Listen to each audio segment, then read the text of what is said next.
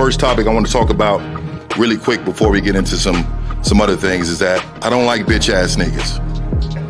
And the reason why I want to start off with that is because game is about helping us learn the rules of manhood. And a lot of times what happens is we don't fully believe in the rules. We don't fully believe in the information. You cannot fear rejection. We got to stand on business out there, meaning that the bitches ain't gonna even fuck with me if they don't think that I'm willing to go the distance behind some shit. everybody in this room, if you had a bitch ass moment, raise your hand. When I say I am, I want you to say a motherfucking man. I am a motherfucking man. Like I said, y'all should have bitches. I'm amazed. It's a struggle for some of y'all. Once you find something that you're into, it comes before everything else. And then even when you deal with a woman who's into you, she has to compete with that thing, whatever the fuck that is, right? Stand up if you believe in fear. Stand up right now. Everybody stand the fuck up. You know, I say bitch a lot and nigga a lot, but, you know, it's with good intention and a lot of love in it and whatnot. If I'm feeling insecure, is this really me, or did somebody teach me how to feel this way? I am a motherfucking man.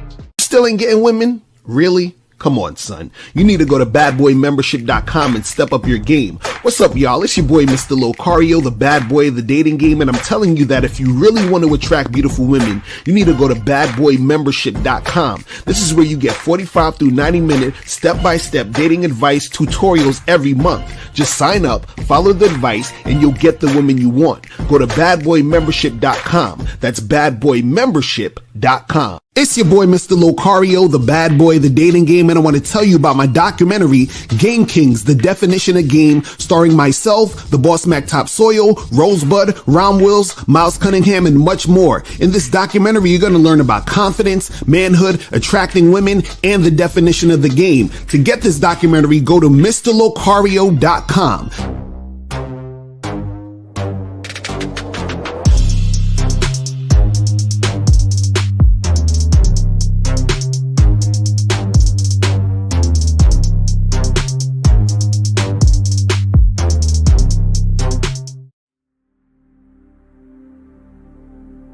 Some people think you need a sports car to get what you want. Some people think you need $1 million. Some people think you need looks, status.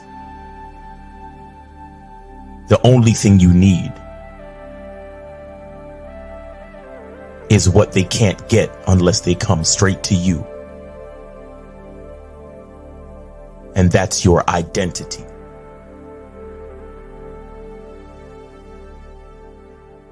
Join the Masculine Identity membership today.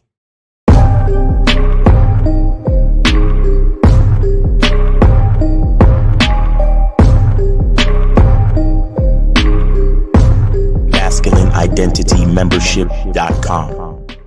Masculine Identity Soap. This luxurious, quality, high lather, high moisturizing, all natural bar soap has been handcrafted with care and consistency to provide a quality cleansing experience for self-care, focus, and productivity. Specially formulated for cold showers. Stay clean, gentlemen. Masculine Identity Soap. Yo, we here. Masculine Identity Soap is in the building.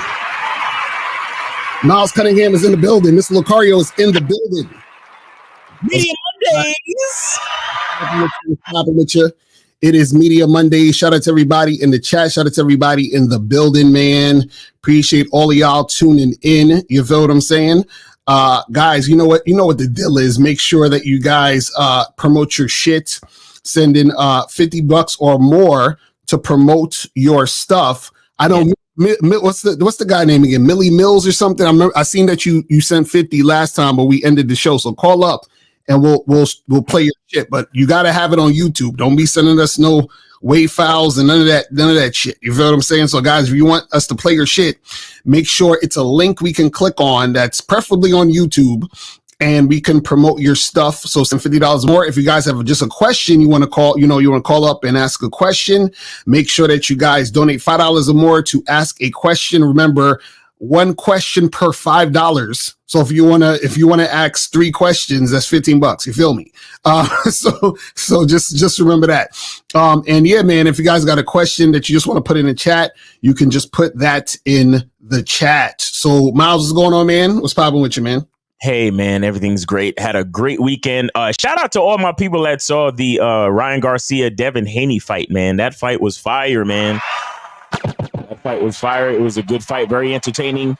What else? Oh, and for those of you who missed the shows over the weekend, make sure you go check out the playback from the Real Game No Theory show on Sunday. Lucario also went live at 5 on Saturday. And then we also had the Manhood is a Skill Set show on Saturday. And last Friday's show was fire too, man. So make sure you guys tune in, man. But yeah, as far as I'm concerned, life is good. Glad to be here for one more opportunity, one more day to spit this game. What's going on with you, Lucario? And I'm good, man. I'm chilling, man. Just out here living life. You know what I'm saying? Just loving every minute of it, which all you guys should, because you never know. You know what I'm saying? When the shit is a wrap, you feel me? But yeah, man, just out here doing what we do. And guys, today's show, we are talking about the art of conversation. You feel what I'm saying? We talk about the art of conversation. And this is actually very, very important because there's a lot of guys out there who have a hard time conversing. You feel what I'm saying? Not conversating, but conversing. You feel what I'm saying? So we want you guys to understand it. And also, we're going to be just going into understanding the realities of how to actually flirt correctly. You feel what I'm saying? And guys, remember, if you want more information on this, okay, if you want more information on how to flirt, how to get shit popping, right? You have to go to badboymembership.com so you can really step up your game and make this happen. You feel what I'm saying? Because a lot of times what happens is that you have guys out here who they can, some of them can't even talk to women. They're already scared to talk to women. So that's already an issue. You feel what I'm saying? But the thing is that a lot of guys don't know how to have conversations and do certain things that's going to be in their favor. You feel what I'm saying? And so even the other day, I had a guy call up and he was saying like, I'll be talking to these women and they ask me like, all these questions and then I answer them. And then when I answer them, I feel like, they're not really feeling me after my answer and all these other goofy things, right? So we're going to talk about, the art of conversation and how to flirt with women correctly. Now, what we're going to do is this, because guys, wait, real quick. Sorry, Lucario. Guys, go send this link to all of your friends and all of your bitch ass nigga friends who don't know how to talk to bitches and shit. Send this link to them now. Send it to them now. Don't wait. Send it to them now so they could either call in and ask questions and get the real game. You understand? Hitting it on the playback is cool, but you got to send it to them now so they could call in if they want to call in and so on and so forth. Guys, I know a lot of y'all niggas know niggas that don't know how to talk to bitches. Send them the link to this video right now. Stop playing. Let's go. Right. That's a fact. And so we're going to get into some things and give you guys some examples. Right. But again, if you want more in-depth shit, you got to go to badboymembership.com. I'm not going to give you all the in-depth shit. You guys have to go to badboymembership.com because if you are not on that, you are missing out because there's a lot of things that you guys don't know about conversation, about flirting and all that other stuff, right? So first thing, let's just talk about just in general, the conversation part, right? Now, what you got to understand is that when it comes to conversation, when you're talking to women, interacting with women, right? Is that the conversation is not you just shooting the shit and throwing shit at the wall and just like talking about whatever, right? Conversation that you're having with the woman is supposed to be going somewhere and leading in a certain direction, right? And so what happens is when a lot of you guys, let's say, for example, approach a woman or you're on a date with a chick or you're actually even texting a girl on a dating app or whatever, what happens is that you guys might not have a direction for where you're going in the conversation, right? And so what happens is if you don't have a direction for where you're trying to go in the conversation, then what's going to happen is that the woman is going to take over the direction of the conversation. Facts. You know what I'm saying? It's always going to happen. And sometimes what happens is that even within the situation where you're guiding the conversation in a certain direction, sometimes women will try to steer the conversation somewhere else, but you have to get it back on track to where you're trying to go with the conversation. You see what I'm saying? So you have to always remember that. So what a lot of guys do is you guys get so caught up in, just being excited that you're talking to a woman, or you get so caught up in how she looks or whatever it is like that you end up having the woman lead the conversation. Now, this is what you have to understand. The reason why you have to lead the conversation is because the woman is supposed to be following your lead in the first place, right? And so what happens is that you have to set the tone to where she's following your lead, right? And so what that means is that not only is a woman supposed to follow your lead on a conscious level where you say, hey, I'm gonna need you to do this. She says, cool. And then she does it, or like, hey, let's make this happen. And she's following. That's the conscious level. But the subconscious level is when you are guiding the direction and the topics of conversation, she is also following that. Well, a lot of you guys, what you do is that you'll get into a conversation with a chick, and let's say you're trying to flirt, or let's say you're on a date and you're trying to get a girl back to your place, right? And so, you're trying to flirt and make shit sexy and shit. And then she'll ask you something that's totally different, and then you'll go down that direction. So, for example, you might be flirting with her, and then she'll say some shit like, oh, how many brothers and sisters do you have? So then you start talking about your brothers and sisters, then you start talking about your family, and now y'all are off the topic or the vibe of flirting. You just on some platonic shit right now because you went down that path of the conversation. Now, what happens is that if a chick asks you that, right? What happens is that if you want to get that back on track, or to go in that direction to get it back on track of where you're trying to go, right? You can still respond to her question, but you still have to quickly go back to the flirting, right? Or you don't need to answer her question and you just go back to the flirting, right? So, for example, she says, how many brothers and sisters do you have? And then you might say, I got 5 sisters and they're awesome. But anyway, so let's talk about me and you. You feel what I'm saying? And then you go back right into it, right? Or she says, oh, how many brothers and sisters do you have? Listen, I ain't trying to talk about my brothers and sisters. You know what? Maybe if, this leads somewhere with me and you'll know all about that. But right now, I'm too distracted by how sexy you look in them jeans. You see what I'm saying? So you just go right back into the flirting.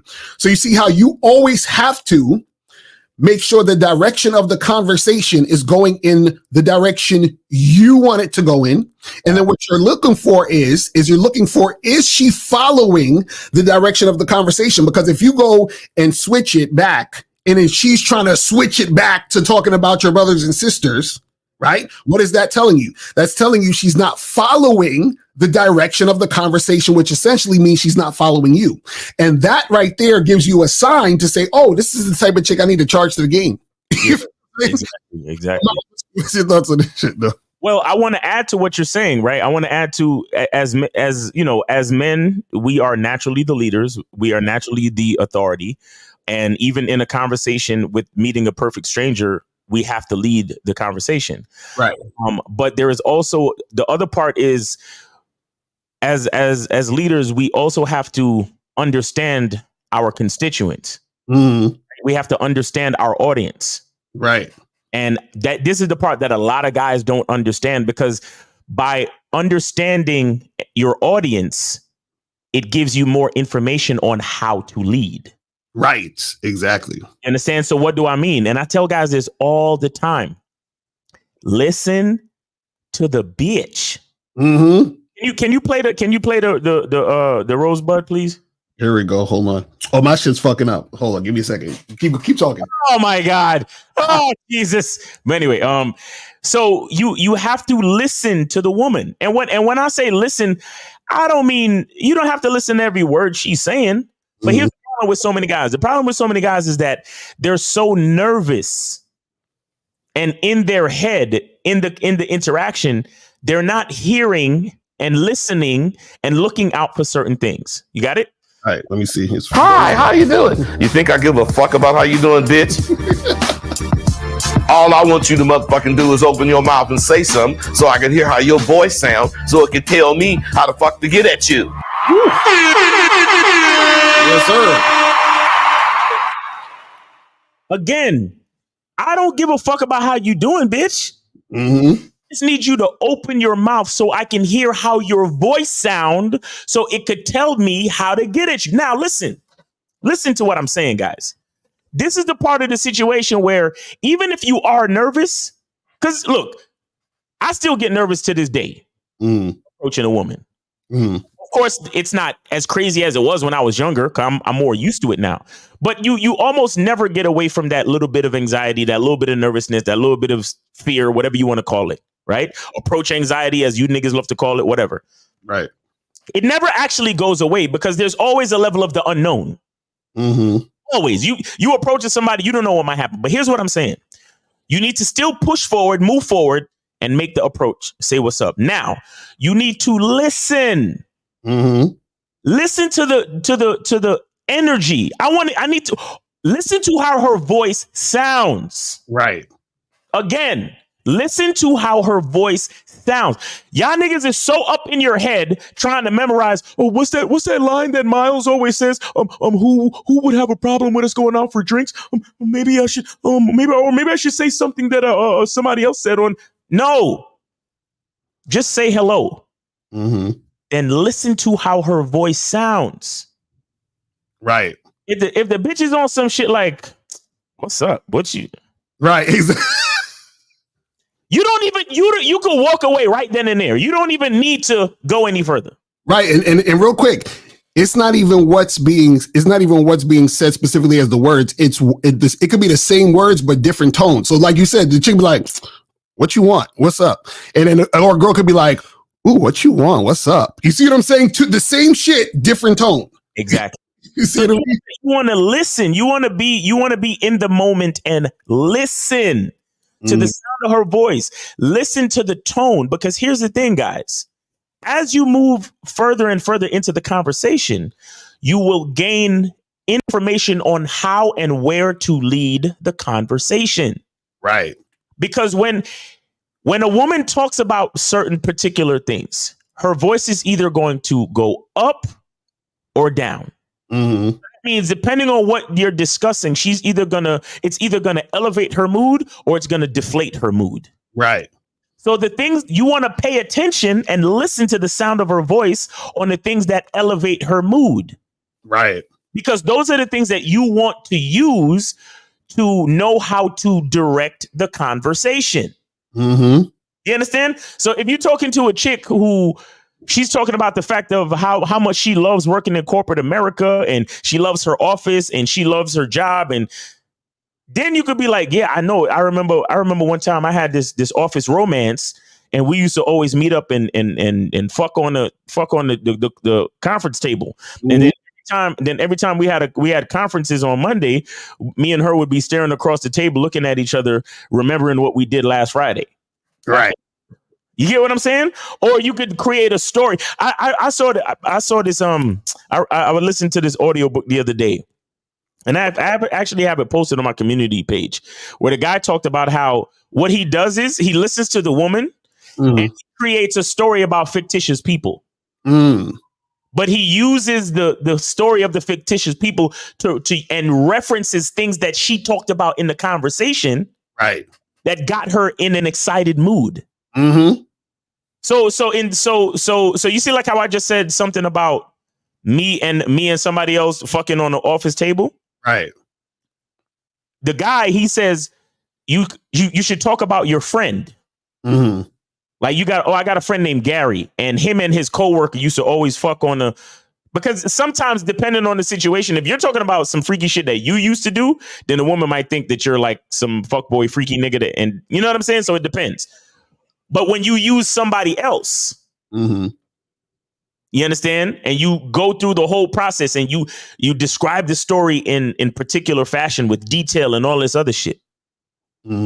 it puts you in position to excite the woman with the content of your conversation. And you're leading the conversation just based on the indicators that she gave you about the things that made her excited. Right. And you tested her temperature to see how well she responds to sexual talk. Exactly. You know what I'm saying? Exactly. So a lot of you a lot of you guys who are so afraid to bring up sex, do like I said, instead of saying you used to do freaky shit, talk about your quote unquote friend. Mm-hmm. Now, me, on the other hand, I actually have a freaky ass friend. His name is Mr. Lucario. So I can talk about all the shit I can talk about the shit that Lucario does all day, and I wouldn't even be lying. You understand what I'm saying? I got a friend. Yeah, he's a dating coach. All he does is fuck bitches. You know what I'm saying? I plead the fifth. I don't know what you're talking about. I plead the fifth. Huh? You see what I'm saying? But the point I'm trying to make, guys, is to listen. Mm-hmm. Use the information given from the conversation to lead the conversation. You motherfuckers always talking to me to my moms. I always run out of stuff to say. You only run out of shit to say because you're not listening. Mm-hmm. You're sitting there nervous. You're sitting there trying to memorize some shit you heard from somebody. You're sitting there not focusing on being yourself. Mm-hmm. You gotta listen, guys. You gotta listen. And shout out to K Zagan in the chat. He says He said, I gotta use me. I want her to know I'm that freaky, kinky Negro. Exactly. And again, if you're listening, you'll know exactly how to steer the conversation. Mm-hmm.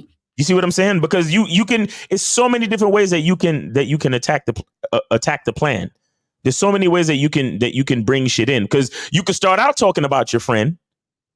And then towards the end of the story, you could bring it. Yeah, that's what my friend do. But here's the shit that I like to do. Right. You understand? Because you can bring her in by talking about your friend, and then if she's all super interested and she's moving closer to you, and you're moving closer to her, and then you can switch it into So, and this is what I do, and this is the type of shit I've done, and so on and so forth. Mm-hmm. It's different. It's different ways to get to the same shit, but the bottom line is to listen. Right.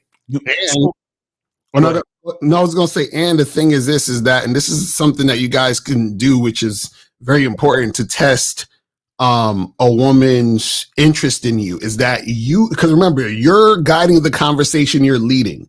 So even when you talk about sex or you flirt or you bring up sexual things, right? Just like you said, Miles, or you could use a story of someone else's story just to bring the conversation of sex to the forefront, right? And then you could talk about something about yourself, and then what you do is you relay that to her and you say, "Hey, so tell me one of the craziest sexual things you've done."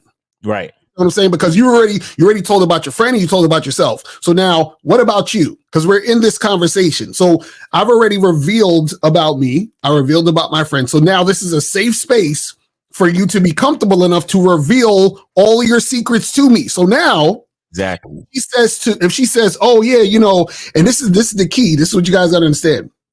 When the flow of the conversation is going on, because she's having a good time and she's, attracted to you, whatever it is that she's easily going to be able to tell you certain things. Now, whether or not what she's telling you is true or not, and in most cases, if the vibe is right, she'll tell you something that, that is something she did, because now when she sees that you are the type of guy who's comfortable talking about sex, that makes her comfortable talking about sex. So you're creating the frame where this is comfortable and normal for us to talk about. Now, what happens is that, let's say she says, "Oh yeah, well, I remember I was at a concert with my friend, and she, we were there, and then she met this guy when she went to the bathroom, and then she texted me and she was like, 'Oh, I'm about to head out with this guy.' And then so she was like, 'I stayed for the end of the concert.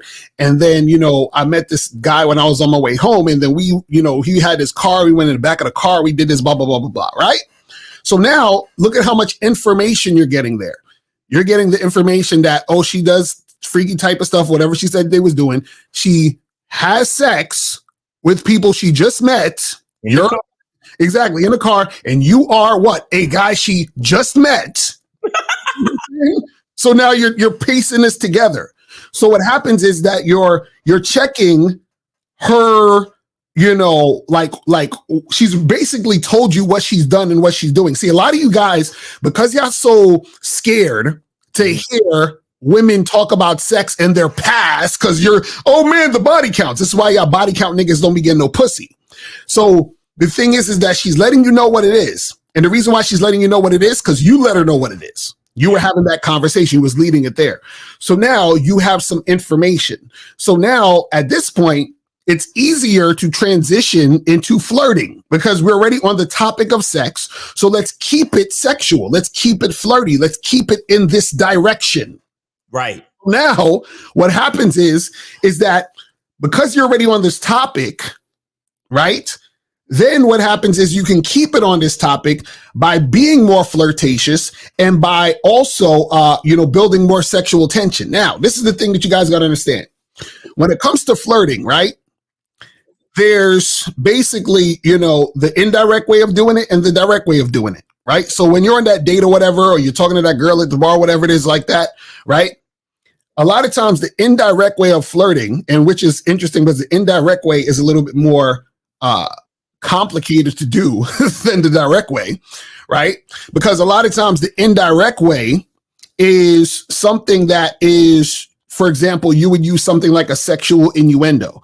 Now, so for those who don't know what a sexual innuendo is that's when you're implying something sexual, but you're not directly saying something sexual, right? And so you have to be a little bit more clever to do this because it takes you to use your brain in order to come up with things that is a sexual innuendo for her to recognize that we're talking about sex and and trying to make it sexual.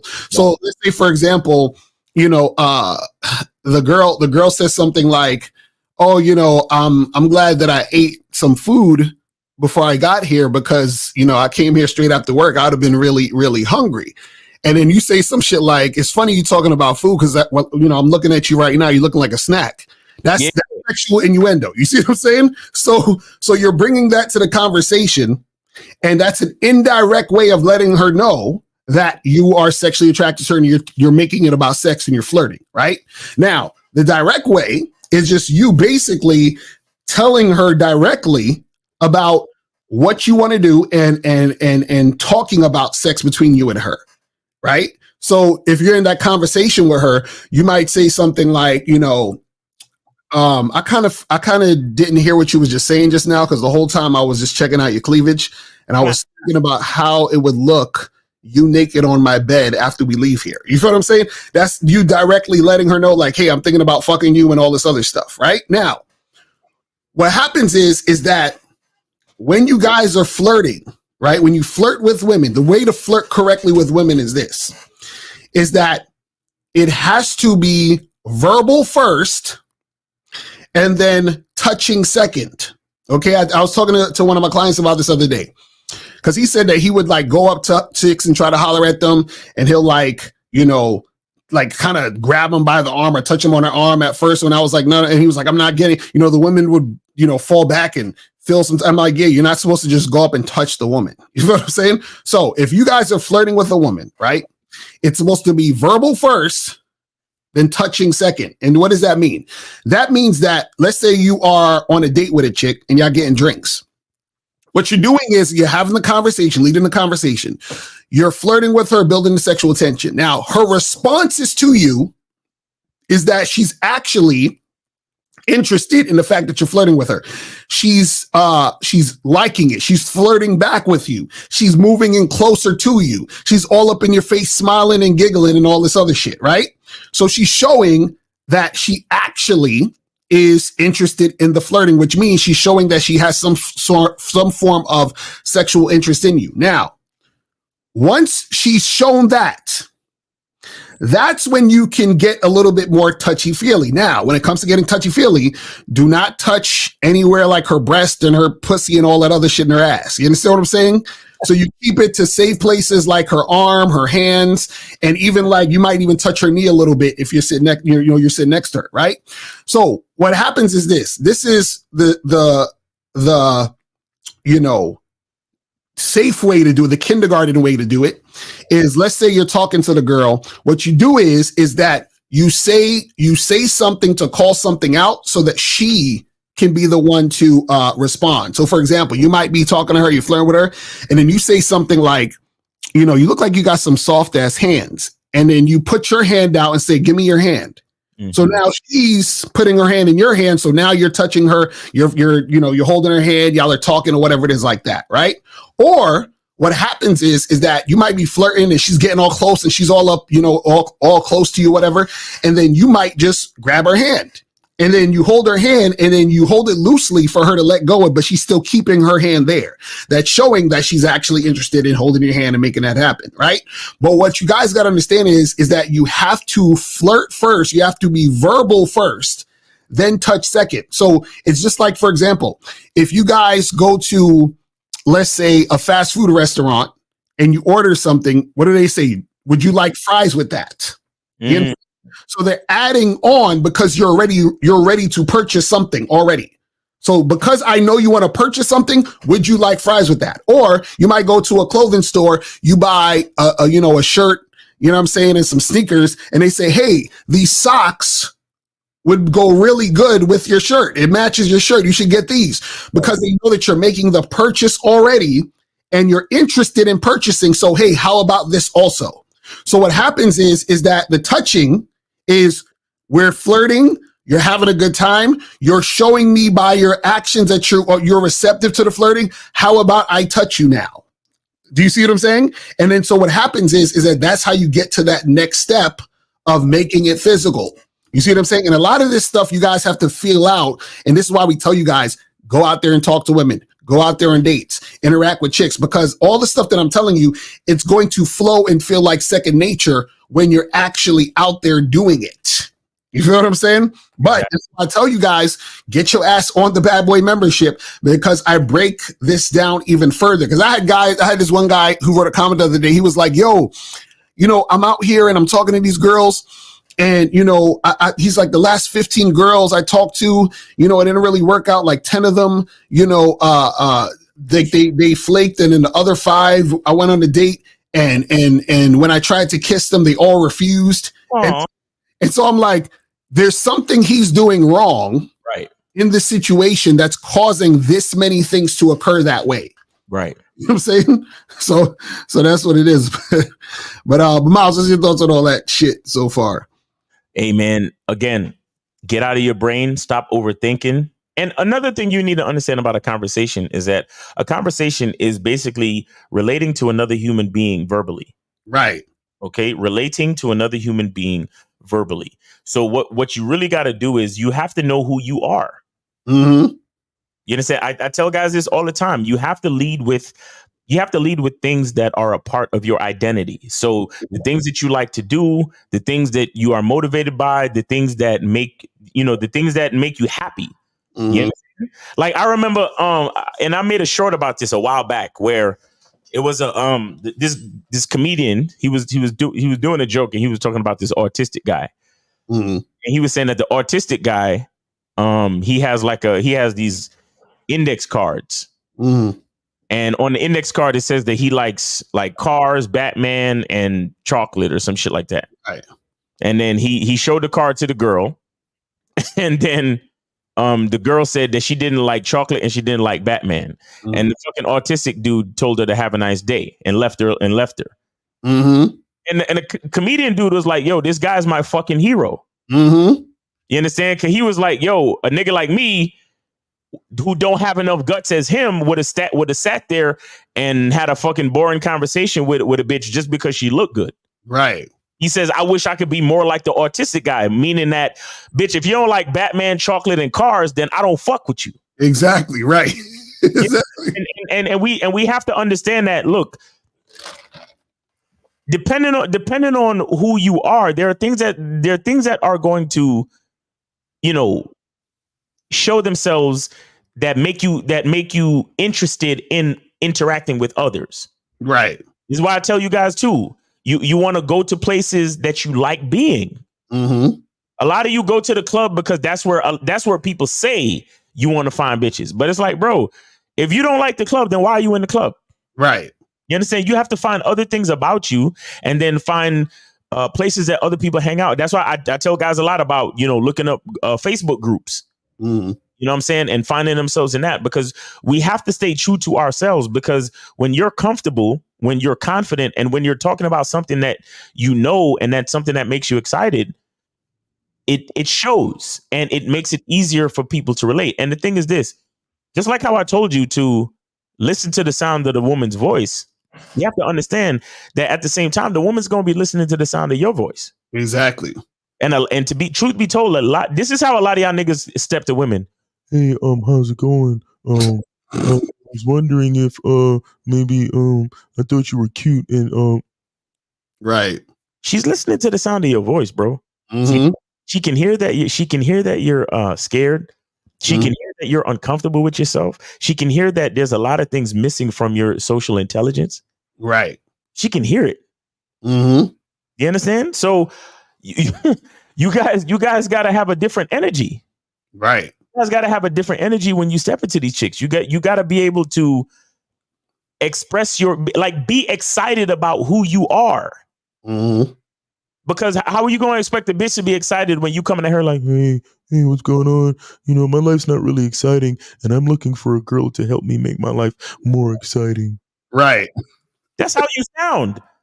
You sound like, I'm looking for validation, and I need a woman to help me to enjoy life because me by myself, it's no good. Right. That's why I ask guys all the time on a call, like, yo, rate your life on a scale of 1 to 10. Niggas talking about, oh, my life is a 3. My life is a 4. But you expect bitches to want to spend time with you. Who wants to spend time with a nigga when his life is a 4? Exactly. You understand? Like, work on making your life dope. And that's the thing right there that you guys got to understand, right? It's a perfect example as to why you'll have trouble with women. You say your life is a 3 and a 4. But you want the woman to be there so that, and this is the problem. If your life is a 3 and a 4, but you want the girl who's a 10 that you think is a 10, right? Basically what that means is that you're telling her, hey, can you please be with me so I can drag you down? Oh my God. Because it's like, what is she getting out of being with you except for you taking from her? Right. Because what you're doing is that you need her, and the key word is need, her for validation. And she can see that you need her, which means that you're needy. So that already makes you unattractive. See, a woman doesn't come to you, and this is the thing. What you gotta understand is that this goes for men and this goes for everybody. People do not come to you to say, what can they do for you? People come to you to say, what can you do for me? So anytime a woman is dealing with you, she's basically saying, what can you do for me? Exactly. Just like you're supposed to be saying to the woman, what can you do for me? Exactly. And so if you don't have the value, you understand what I'm saying? Then what can you do for her? Why would she want to be there? Because you see some value in her for whatever reason, right? So this is why you want her. So she has to also say, okay, cool, you want me, but what value do I see in you? We got a call? Yeah, exactly. 215, you're on Lava Lacari and Miles. Name, age, city. Where did you send it? Yeah, it's Millie Max. Oh, Millie Max, appreciate you, bro. All right, so we got the $50 donation last time. So what's the song you want us to play? Where's that? It's on your joint, Lucario. What happened? Is it where it's on? It's on YouTube? Yeah. It's on YouTube. All right, what's the name of the song so we can find it? It's called Futuristic. Futuristic? Yeah, guys, you see how Millie Max sound? Like he's not excited about his own shit. That's how you sound coming up to a bitch. Yeah, my shit. Yeah, it's called Futuristic. Yeah.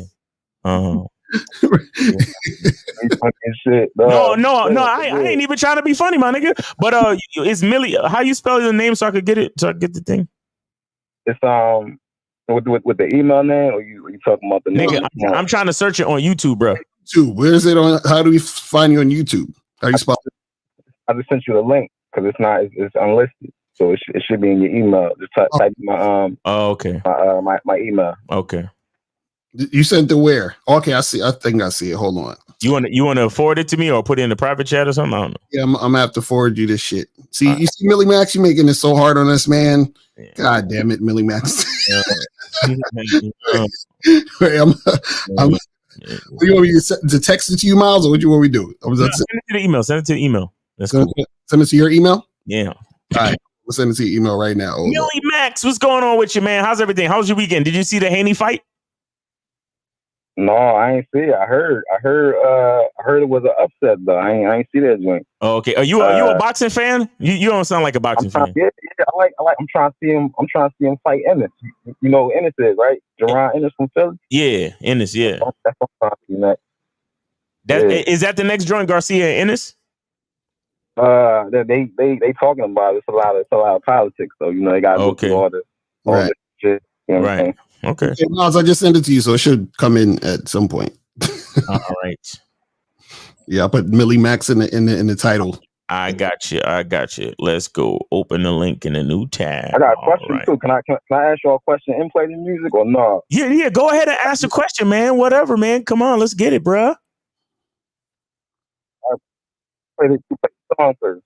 Play the song. I got you. Wait, what'd you say? He said we play the song first and then we get the question. Oh, you want to play the song first? Okay. All right. Hold on 1 second. Let me get the share button because I got the link popping. All right. Here we go.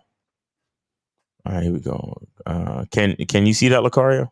Yep. There we go. All right. Perfect. All right, guys. So we got Millie Max in here, man. Millie Max. All right. Make sure y'all go subscribe. It's called Freakeristic Girls Night Out. Okay, let's see what's going on with this joint. All right, man. Shout out to Millie Max, man. Let's go. It's a girls' night out. It's a girls' night out. It's a girls' night out. It's a girls' night out. If a sister done with bitch nigga at the bitch nigga, she might get with a bitch nigga. She gon' trip nigga, bump to the bottom of the list nigga. Buy a chick that claims she got the magic stick nigga, coming out of lips nigga. This niggas riding the whip niggas, smoke a spliff, strap on dick and your missus. Now it's her she kisses. Keep her smiling or she'll go to Snoopy off the wire. Like Smokey, only you prevent her forest fires. You don't play your part, the next girl might play yours. You beat the pussy in battle, but dykes are likely win the war. They going harder than never before, making the broads brawl off like a pimp to a whore. No need for awards, cause them orgasms ain't acting. Counterfeit, long dick in the bag, she packing. She MIA, now you ain't getting no action. Talk about what I need you for, you niggas is whacking. Nothing against girls that like girls on the average, but subtract the men out the equation, that's just madness. Cause you can't replace them nigga with no rubber and plastic casket. That fake dick, she still a chick under them track pants, looking like you and acting like you. She got a pussy acting like she more masculine than you. You only fucking for a few, think the pussy black and blue. While you napping, she be rapping, magging on your boo. Now she strapped with a gap, she ain't attacking your boo. Unlike you, she can go all night smashing your boo. Girls night out, it's about 1:45 to your boo getting in the door. You like what happened to you? If she out with a friend, it's a girls night out. 4 deep in the bed, it's a girls night out. 3 a.m. just getting in, it's a girls night out. Saying fuck you, man, it's a girls night out. Don't treat her like a one, it's a girls night out. If you can't make it come, it's a girls night out. Just got hard dick and bubble gum, it's a girls night out. She give a fuck where you from, it's a girls night out.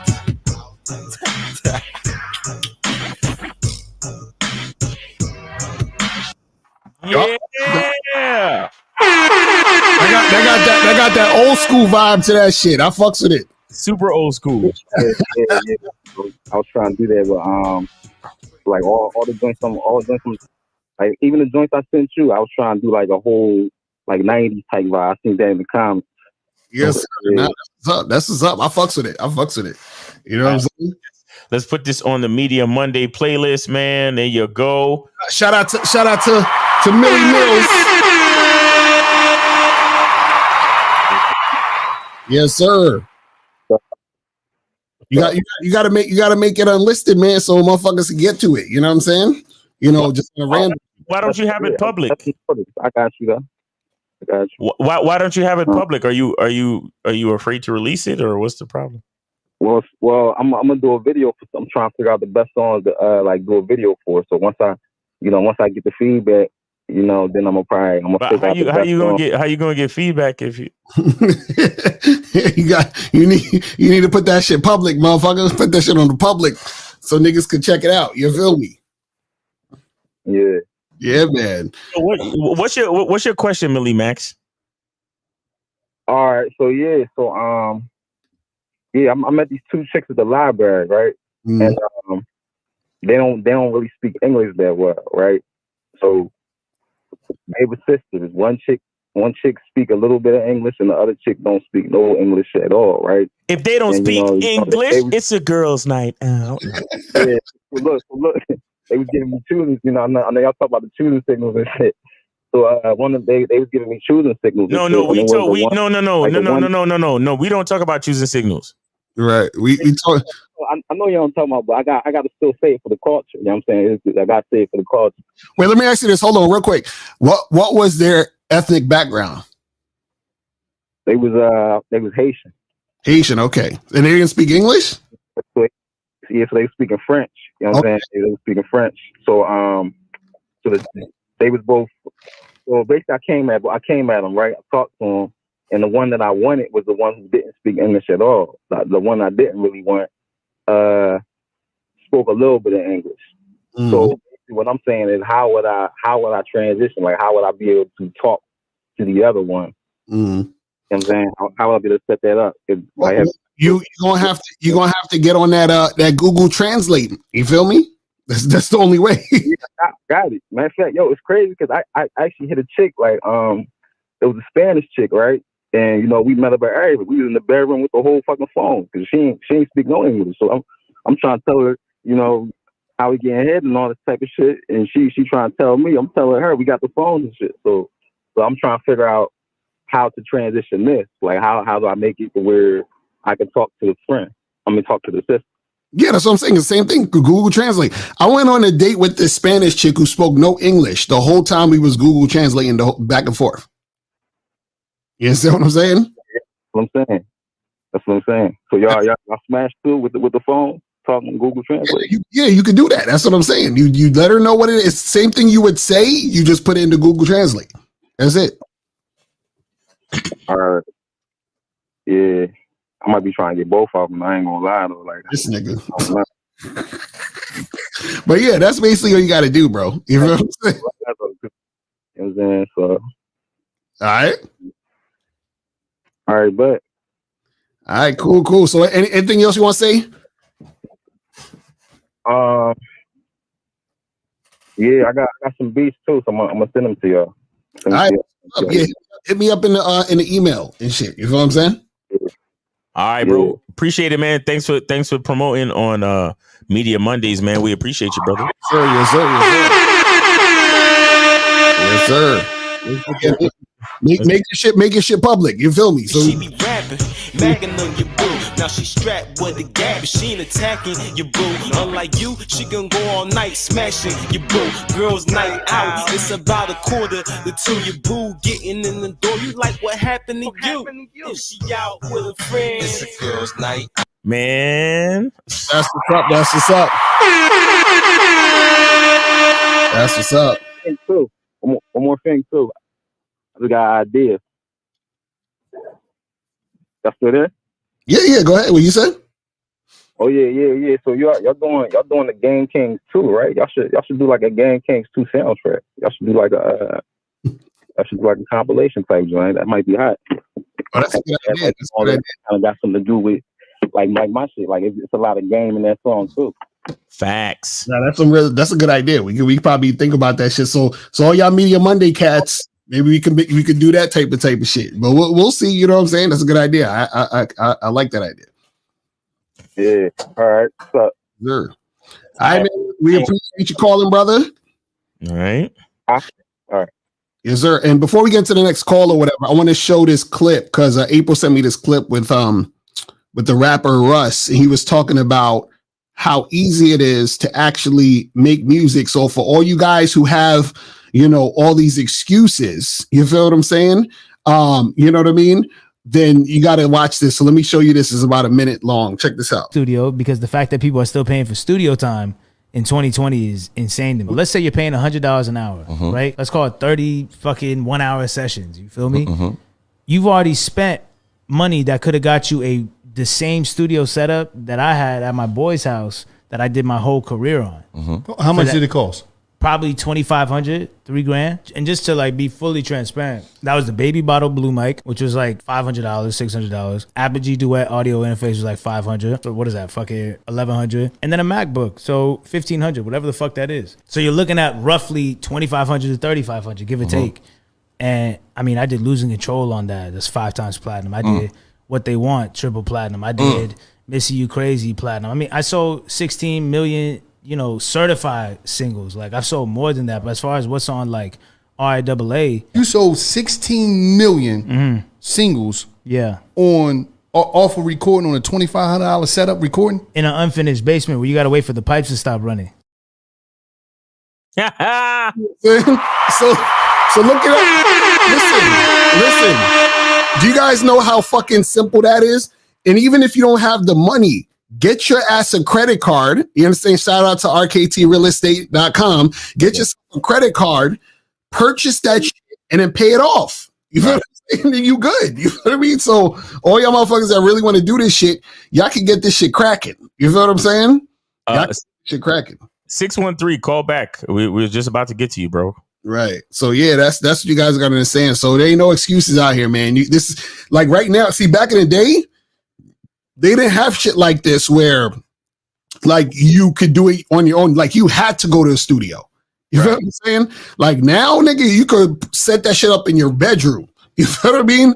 And just go crazy. So it's like, bruh, it's there's no excuse now. You got the setup and you got the internet to promote your shit. Right. You understand what I'm saying? And you got TikTok, Instagram, all of this other shit. You can make videos and all that other stuff on your shit. It's like, it's no excuse. You feel what I'm saying? So it's for all you guys out there that's trying to get the shit cracking. You feel what I mean? You can make it happen. You say you can get an Amazon credit card, get an LLC and write that shit off as a business. Exactly. You see what I'm saying? So it seems like the biggest thing that's holding niggas back is their own fear. Right. Mm-hmm. Like y'all bitch ass niggas and y'all scared artist niggas is running out of excuses. Mm-hmm. Exactly. That's what I'm saying. That's a fact. Because I'm like, bro, it's like the fact that all of this shit is affordable now and you have a mechanism to get, like, let's say you working at McDonald's, right? You could get you a credit card, buy all that shit, and then take a portion of your check and just pay that shit off. And you pay that shit off real quick. And then you're good. You feel what I'm saying? And you could be making tracks literally every day if you wanted to. You feel what I'm saying? Like every week, just coming out with mixtapes and all this other shit, promoting your shit, and you get your shit out there. And this the best part about it. You don't even need a fucking record deal. You can literally put your shit out and get paid on your own. You see what I'm saying? So it's like, because back in the day, it was like, yo, I need to make shit so good that a record label want to sign me so I could get paid and I can like live off the shit. Like you don't even need that. You could fucking do the shit on your own, set the shit up and get paid on your own. This is crazy. You feel what I'm saying? Like this is like the best time right now. Y'all.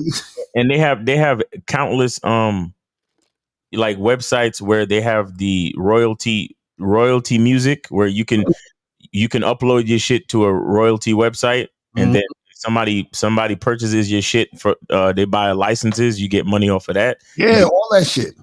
It's so many things that you could do. All that shit. So all of you artist cats, you're only held back by your fear and lack of imagination. Mm-hmm. You understand? All you, man, you know, because when I think about what we used to do, like when we first started recording, we were still recording on DAT tapes. Remember? Right. I remember that shit. They were still crossing over to digital tracks on Logic and Pro Tools. Like Pro Tools was only for the major artists. Right. We were still recording on DAT tapes and shit. and the internet was still like a real small thing, and and then there was Napster, and like we didn't have all this streaming shit now. Right. Yeah, all y'all niggas need to do is literally make your music, get a Spotify account or whatever, and upload your shit. Yo, you remember back in the day, there's this rapper we knew named Sinatra. Remember that dude? Yeah. And I remember him and his peoples used to do shit where they would take a popular song and video, and then they would make a remix to the popular song in the video and make it look like he's in the actual video. Mm-hmm. You know what I'm saying? So it'll be like famous rapper featuring him. And right. It's like, it'll get spread around because it was that motherfucking song. So I was like, yo, it's a lot of shit you guys can do out there to get shit cracking. You know what I'm saying? Mm-hmm. Yeah, man, I'm telling you. So guys, all y'all artists and all that, man, you guys could get the shit cracking out here in these streets. All y'all artists keeping your uploaded YouTube tracks unlisted. Right. Oh shit! Hilarious. And waiting for feedback at the same time. Yeah, it's crazy. It's crazy. Like some of y'all niggas, fear and insecurity got y'all not making sense when y'all talk. Right. But I don't want to say too much. Right. All right, so let's get some of these questions. Guys, call up if you want to call up. 919-647-9392, 919-647-9392. If you have a question, put a Q in the chat and we'll get to your question. So it says, what's the point of joining the Badboy membership when people can read the book, How to Have Sex with 2 Women a Day? What's the difference? I'm glad you asked. So basically, what you guys have to understand is that the Badboy membership is 45 to 90 minute audio and video dating advice tutorials every month, right? So this book right here is one book. You understand what I'm saying? On the Badboy membership, you have hundreds of programs that teach you step-by-step things to do in the game. You know what I'm saying? And every month a new joint is added to the membership. You see what I'm saying? So that's the difference. You got to understand. So let's and this guy, you got to change the name Vegan Lion. That's crazy, bro. Says Ms. Carr, what's your thoughts on the attachment style theory in relationships, like for example, avoidant, secure, anxious style, all that other stuff? Like I've read up on some of those things, and I understand like some of those type of aspects of it. The problem is that sometimes what people do is they take those things to mean what it means all across the board. So for example, like they'll say avoidant attachment is like where you try to avoid intimacy and shit like that, or whatever it is like that, right? So, but what will happen is that you be in a situation and they'll think you have an avoidant attachment style, but you just don't like the bitch like that. So you're like, why you have an avoidant attachment style because you're scared to love me and to be intimate. No, I just really don't like you. Like I like you. I like when you suck my dick, but I don't like you. So it's like, I don't have an avoidant attachment style. I just don't like you specifically. Like if I liked you, I would kind of probably be here and give a shit. You know what I'm saying? So it's one of those, it's like when people just throw around the word narcissism. Oh, you're a narcissist. No, it's not I'm a narcissist. I'm just focused on what I'm fucking doing. You know what I'm saying? Like, you see what I'm saying? So a lot of times those things get caught up in other people's perceptions of who they think you're supposed to be. Well, if you're not what in my mind, if you're not this type of person in my mind, that means that this is how you are. And it's like, no, it's just, I don't really fuck with you like that. You know what I'm saying? It's that simple. You know what I mean? It's really that simple. So this says, if she start flirting first, should you giggle and flirt back? What?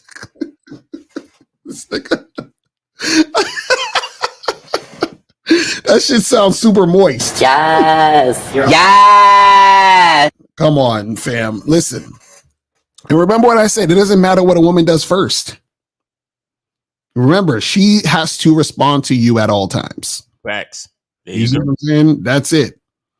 That's it. Because it doesn't matter if she's flirting first, because what happens is if my agenda is to have her follow me, and let's say I'm interested in hooking up with her, maybe having her as a fuck buddy or whatever it is like that, right? I have to see how she responds to me, because she could be flirting with me first, quote unquote, in order to get me to be interested in her so she can try to use me for my money or resources. Right. Right. We got 267. You're on live with Lakari and Miles. Name, age, city. How can we help you, and where did you send it? Yes, sir. Dave G, 36, Philadelphia. Lucario's Cash App. All right. What up, Dave G? All right, hold on. Let me double check. All right, I got you. Appreciate it. Yes, sir. So what's going on? Yes, sir. So yeah, I'm glad y'all are talking about this subject in regards to conversation. So and I had briefly asked this to Steve on his show. I think it was either last night or a couple nights ago, talking about having a pathway to sexual flirtation when you're conversing with a woman on a date. So what I find myself doing is, like, when I have conversations on a date, it's more so like when I like, I kind of get in where I fit in with the sexual innuendos and making certain comments to move the conversation towards sex. But it's more so of like like, if you can think of how the sport of double dutch goes, when you try to just get in where you fit in instead of having a pathway. So is there a way for me to develop kind of a pathway to sexual conversation? Well, first thing I would say is don't say you're getting in where you fit in, because to fit in means that you're trying to fit into something, which means you're trying to fit into her program. Do you see what I'm saying? That's already where the mindset is. You got to get that out your head of, if anybody's fitting in, it's her. That's what you got to understand, right? But the thing is that the pathway to the sexual conversation is really, you have to start it. See, what guys have to understand is this, right? Even when you approach a girl, like, right, the responsibility of the conversation is always on you. So if I approach a girl in the street or at a bar or something like that, I'm not going to sit there and say what's up to her and expect her to give, give some substance or context to the conversation. So what happens is, I'm orchestrating the conversation. I'm taking her on a ride and I'm bringing her to this point. You understand what I'm saying? Because what happens is, you got to look at it like this. You got to look at it like the woman was waiting for you to get there. So now that you've allowed her to get this experience of talking to you, because you're giving her the opportunity to talk to a man, what you're doing is that now you're saying, hey, listen, this is your opportunity to get down with me. So if you're getting down with me, I'm leading you to where I'm going, and you have to follow if you want to get down with me. So when it gets to the sexual conversation, the sexual talk, and you being in that sort of like mindset and going down that direction, is just really bringing it up. Whether you want to be direct about it, whether you want to use sexual innuendo, whether you want to, talk about a certain story, however you get to that point, you say what you need to say, and then you see if she's following you. That's the key thing. The following you is the key thing. The following you is her showing she has some interest in you, because she's only going to follow you if there's interest. If there's not interest, she's not going to follow you at all. Matter of fact, she's going to try to get you to follow her. And the more she tries to do that, the less interest she has. You see what I'm saying? So what happens is that the woman is looking for you to give her the cue of where to go.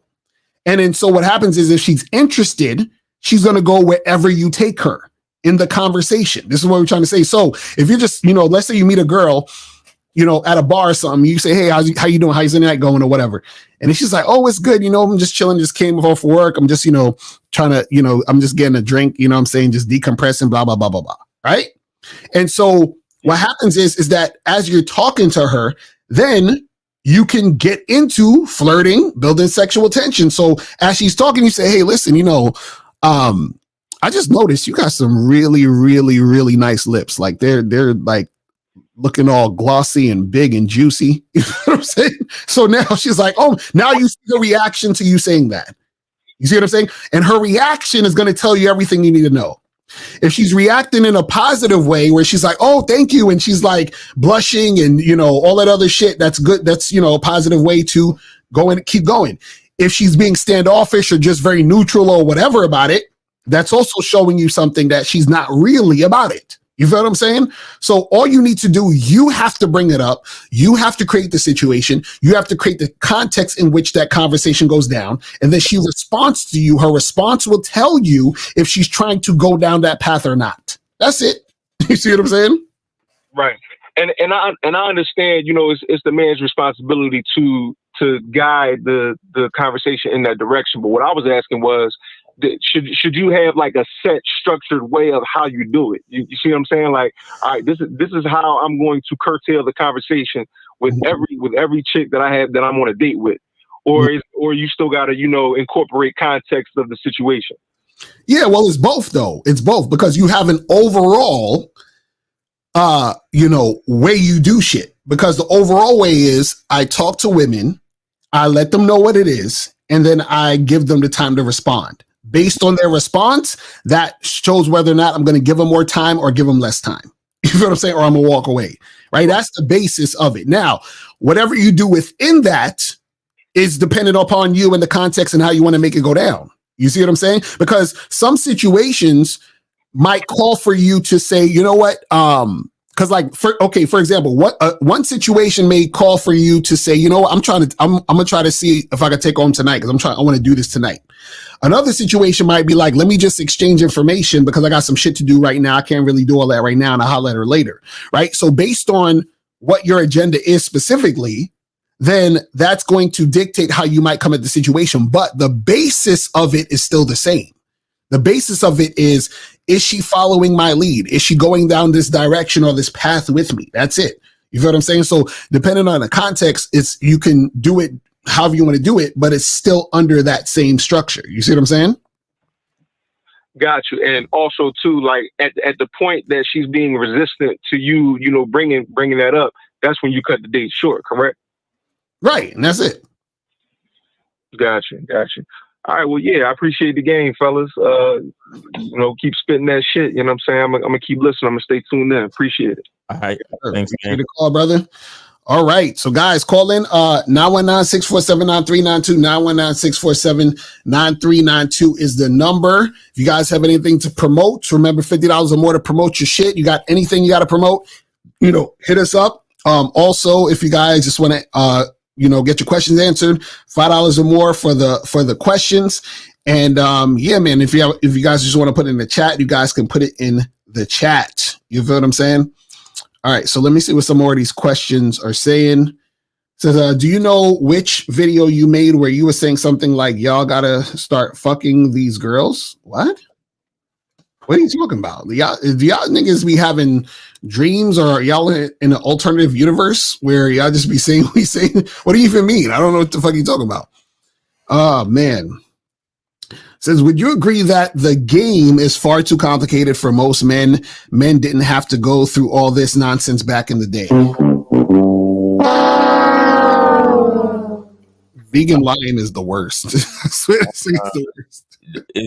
Nothing about this is complicated, man. Right, exactly. And everything that we're telling men to do, they had to go through it back in the day as well. Mm-hmm. Men, guys, remember, there was no social media back in the day, so you had to go talk to women. Right. There was no dating apps back in the day. You had to go talk to women. Mm-hmm. What are we talking about? Right. So, Vegan Lion, what did they do back in the day then? Right, exactly. Yo. See, what guys don't understand, it's the same shit. You know what I'm saying? So this question right here shows you don't understand what game is, because a lot of you guys think game is something you put on like a hat.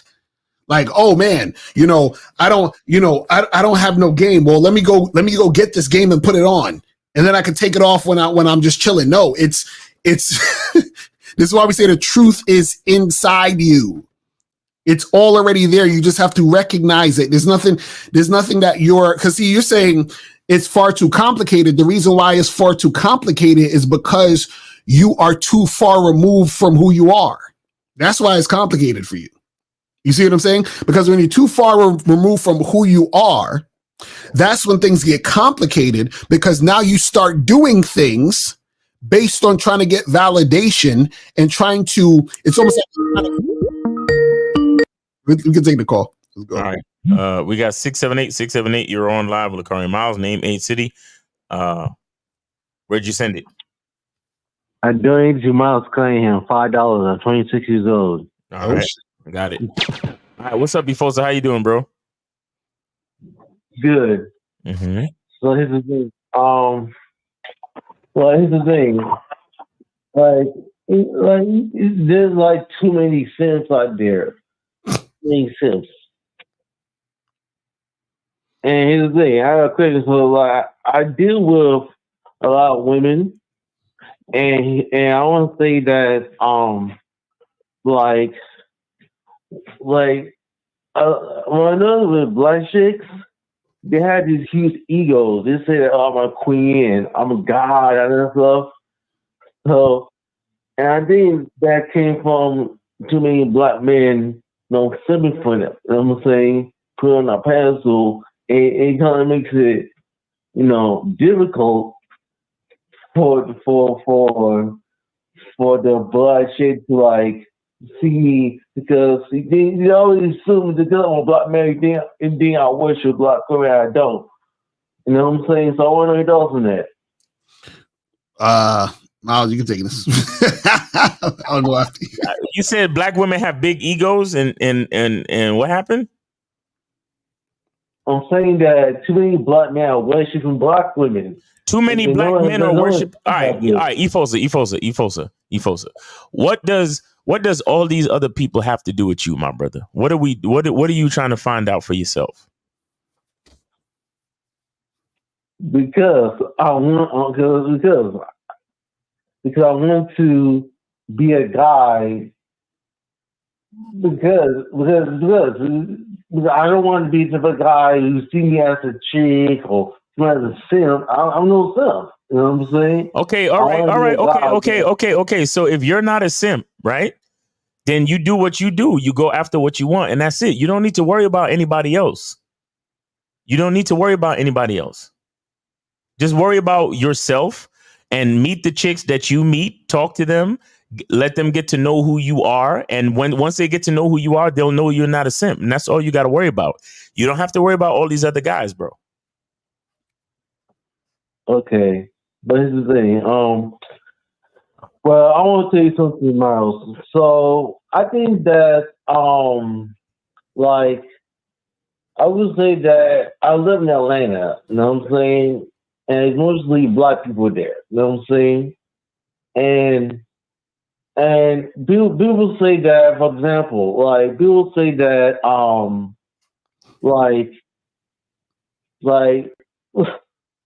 don't know. It's people assume that I'm not worried about what other black men are doing. I'm worried about myself. Because I know that, let me tell you an example. Let's say that most black dudes date unattractive women, fat women, right? That has nothing to do with me, because, I don't date fat women. You know what I'm saying? I like black girls with real hair. You know what I'm saying? Real hair. I don't date black girls with fake hair. You know what I'm saying? So I'm not worried about what other men are doing. Because I want the best quality woman possible. You know what I'm saying? Okay, but the best quality women the best quality women are not just quality women. They're quality women once you decide that they're quality women, right? Because the quality is decided by you. So you still got to go out and meet the women and then talk to them, relate to them, and see what happens. You understand? It has all that stuff you're talking about with black people in Atlanta and all that other shit is cool, but You don't need to worry about those things. You need to create the quality standard and everything. That's what you need to work on. That's what we discuss every day with the Badboy membership and the masculine identity membership. You need to learn how to set your own principles. You need to set your own directives. You need to set your own definition of what quality means to you. Right. That's what it's about. So you hang out in certain places, you dress a certain way, you behave a certain way. These are the things you got to work on for yourself. And then from there, you will attract the type of women that you actually want. And you don't have to worry about the fake women and the women with weaves and the women that don't appreciate men and all that other shit. Yeah. All right. How many? Wait. It's Monday, right? How many women did you talk to last week? Oh, I've only put like 10. You approached 10. Where? Yeah. In my neighborhood, in the mall. You know what I'm saying? I go to the mall. I post women there. Okay. And out of those 10 women, which did you get anybody's number or did you set up any dates with anybody? I only have like two. I don't have like 2 numbers, and only one they'll call me back. Okay, so you got plans to talk to more women this week? Yes, I want to increase because here's the thing: I have a 1% success rate in terms of getting sexual women. 1%. Okay. Okay, so with that 1%, if you increase the numbers, then you'll get more. Yeah, because like for me, I like all races of women. I don't care about her race like that. Black women are my first choice, but I like all races of women. You know what I'm saying? I like all races of women. Okay. By the way. Right. Especially with our Audi belly button. You know what I'm saying?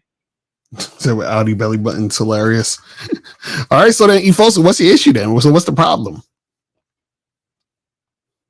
I'm saying that because here's the thing, I'm struggling a little bit. You know, I'm struggling because what are you struggling with though? What are you struggling with specifically?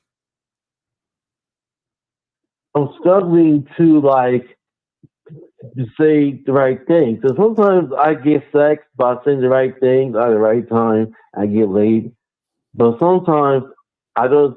Same thing. I don't know what to say. I don't know what to say. I don't know what to.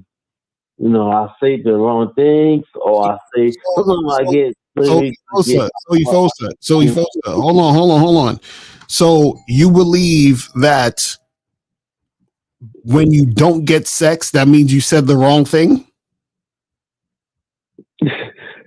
Not all the time, but sometimes, yes. Sometimes, like I in my communication skills. Wait, hold on. So wait. Okay, so when you said something that didn't lead to sex, was the thing you said what you wanted to say?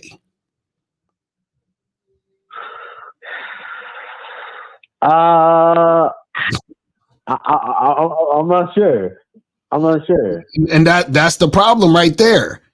See, the problem is you're equating what you say and who you are and what you're about based on the outcome of what happens versus understanding who you are, standing on that, and then accepting whatever outcome happens. So that's where you're having these problems is that, see, the reason why you're frustrated is because you're thinking of what can I say to get this thing? What we're trying to teach you is that you say what you say because that's who you are, and you get the desired outcome that's right for you. Do you see what I'm saying? So the problem is that you're chasing the women instead of focusing on yourself. When you focus on yourself, that's when the women are going to come to you because they're like, oh, Efosa is exactly what I'm looking for, exactly what I want, exactly what I'm attracted to. Right? But the problem is that you keep jumping in and out of being a Fosa. You feel what I'm saying? 1 minute you're Efosa, the next minute you're like, well, what do I say and do to get her to fuck with me? You see what I'm saying? So whenever you're not consistent, right? what you do is that you fuck up the consistency of your experience with women. You see what I'm saying? So it's like this. The reason why, for example, you might go to a McDonald's to eat, right? It's not necessarily because the food is better than any place else or that McDonald's is special, but McDonald's is consistent. So whenever you get the urge to eat a McDonald's cheeseburger, if you like McDonald's cheeseburgers, you're going to be like, shit, I know exactly what I'm going to get by going here. And so when you like that experience, you keep coming back because the experience is consistent. If you went to McDonald's and the cheeseburgers tasted different half the time, you probably would hesitate to fuck with McDonald's because you're like, sometimes it's like, I don't know, let me go somewhere else where it's more consistent. And that's the problem. So what happens is you might be dating a woman or seeing a woman, and because you're being inconsistent, that makes her attention go elsewhere to more consistency, because the more inconsistent you are, the more you remind women of women. Do you see what I'm saying? Women are attracted to a man's consistency. That's where women find security, and that's where women find, even if you're just fucking them, if you're a guy who has a fuck buddy, but you're consistent, right? She finds security in that consistency, which is why she keeps fucking you. Yes, she likes the dick, but even, you know what she likes more than the dick? The consistency. Do you see what I'm saying? That's the thing. The masculine energy is consistent, whereas the feminine energy is inconsistent. And that's how it's supposed to be. This is why men lead, because we're consistent. So no matter how we feel, we're consistent. Do you see what I'm saying? So listen, even if I didn't feel like doing this fucking live today, I would still be doing the live. Why? Because I'm consistent. X. Does that make sense?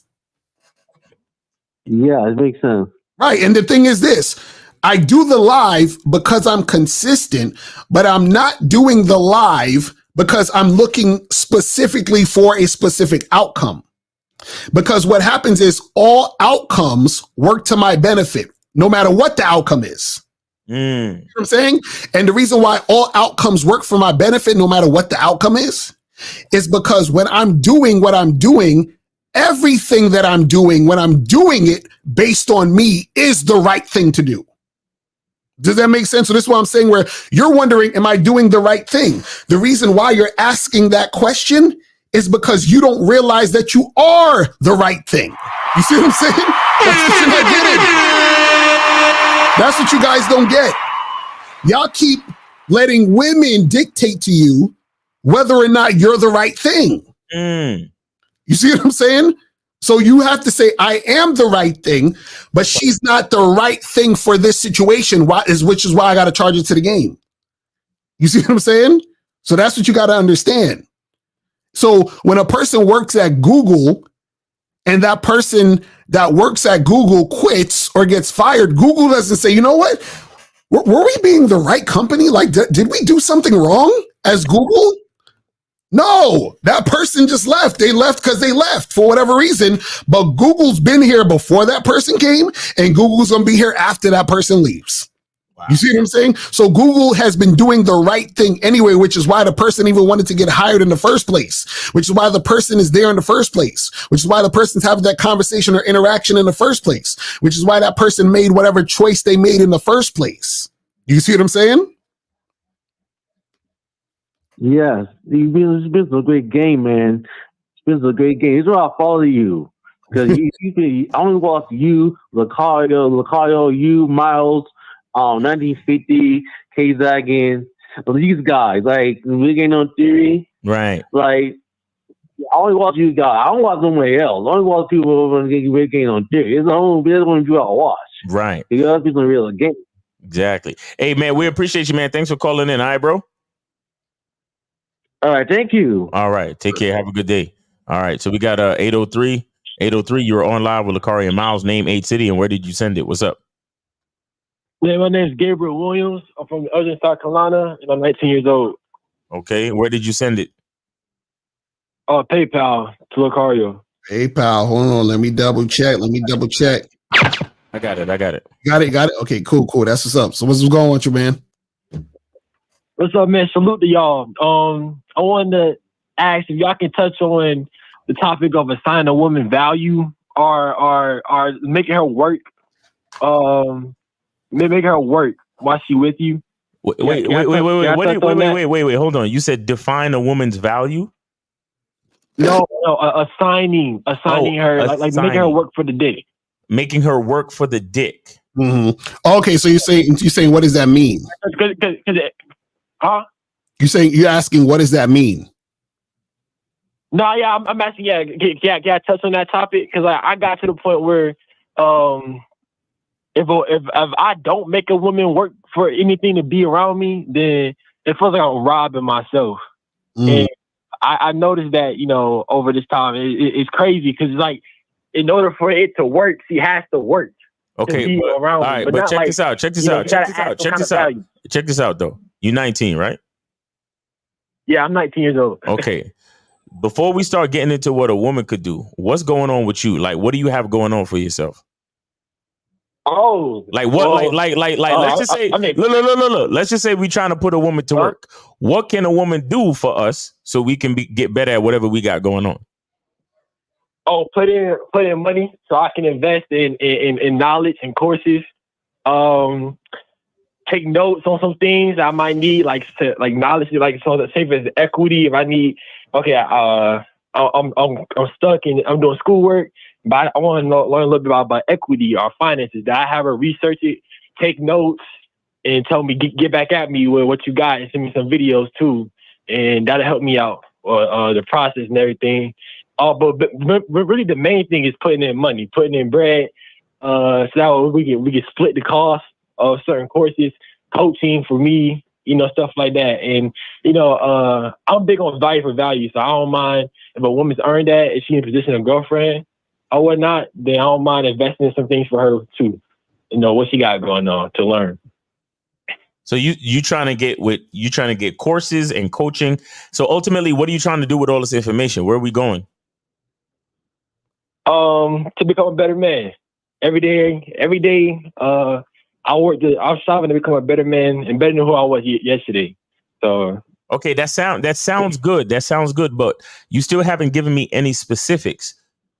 You understand? You all right. For example, I'll give you something for me, right? So I want to fill stadiums with this game. You understand? I want to fucking have it on the same level as a Joel Osteen with a fucking mega church with niggas paying for my masculine identity courses. Motherfuckers buying like millions of people buying my soap, and we selling out fucking stadiums, spitting this fucking game. That's where I want to take my shit. Give me something specific that you trying to do. So what I want to go is I want to get courses.